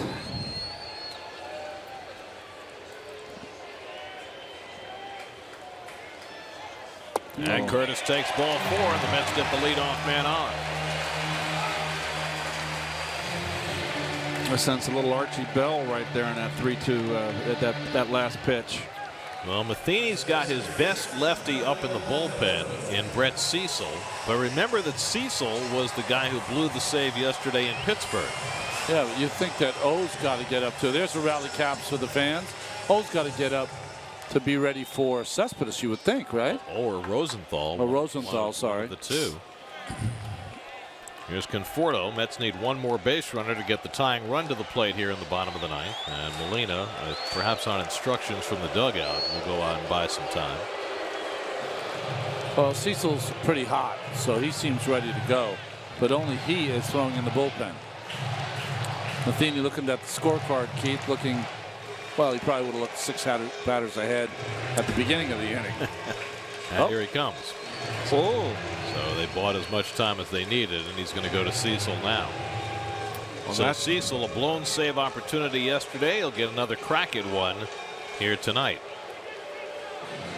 Still no signal from Matheny, so clearly he feels as though Cecil needs more pitches, but Cecil's not throwing more pitches. He's just waiting for the call.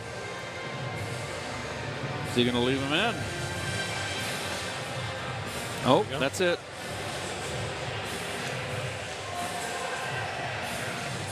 Segrist out. Cecil in. Mets trying to rally in the 9th. We'll be right back to Citi Field.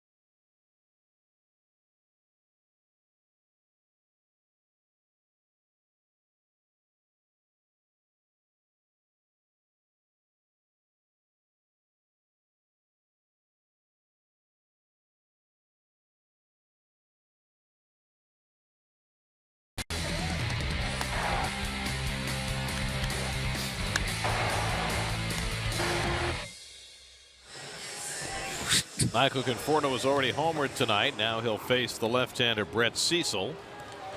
Just trying to get on base and get the Mets a shot at getting the tying run to the plate in the ninth.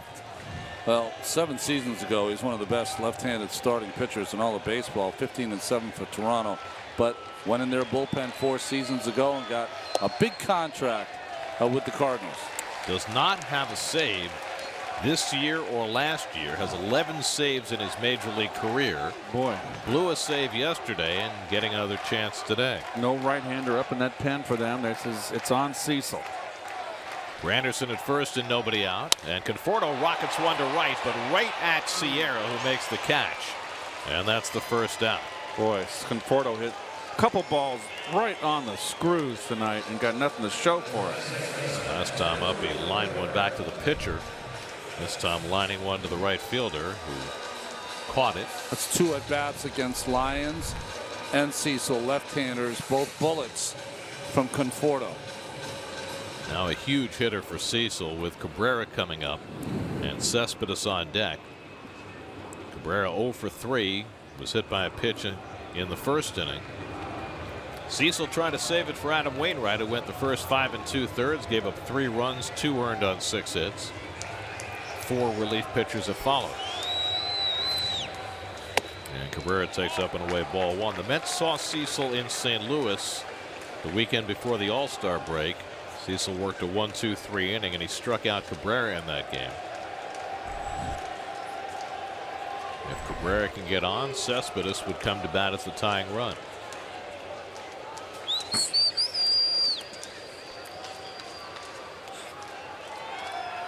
Uh-oh. 9-2-0. Cecil has a little bit of a deceptive motion, falls hard to the third base line. Doesn't throw awfully hard. Got a lot of tricks up his sleeve.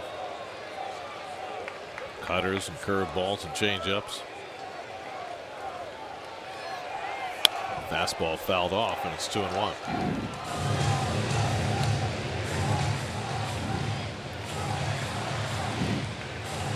Cecil got I think the longest contract I've ever seen a non-closer get.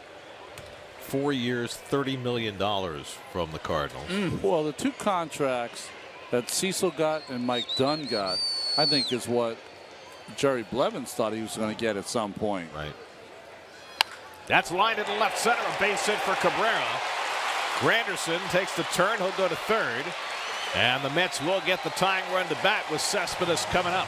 Jeez. So 2 batters, 2 line drives against Cecil. And Mike Matheny's got to be thinking, here we go again. Another high fastball. And I think this is a heck of a matchup for Cespedes. I would not leave Cecil in. I'd have to bring in.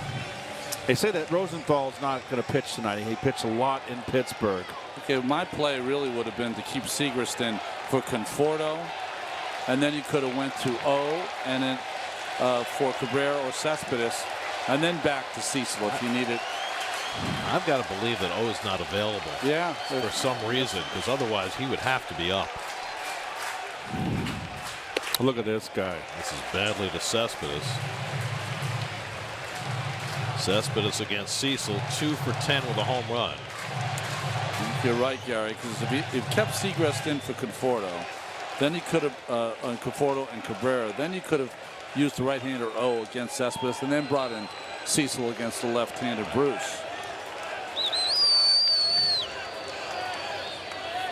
Cespedes taking all the way, and it's 2-0. Yoenis has not hit a home run since June the 23rd in San Francisco, more than 3 weeks ago.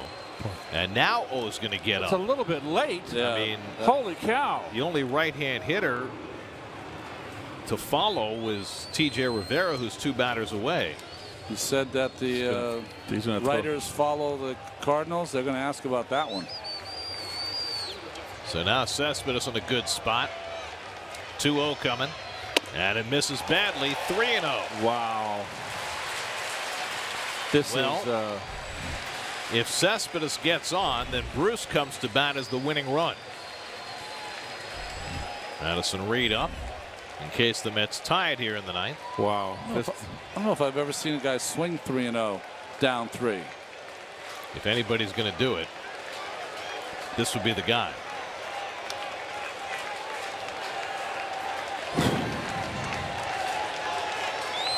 And he does swing, hits a double play ball. Oh, low throw, but Wong turns it in time, and the ball game is over. How about that? Swinging on a 3-0 pitch, Cespedes grounds into a game-ending 6-4-3 double play, and Cecil and the Cardinals hang on to win it 6-3.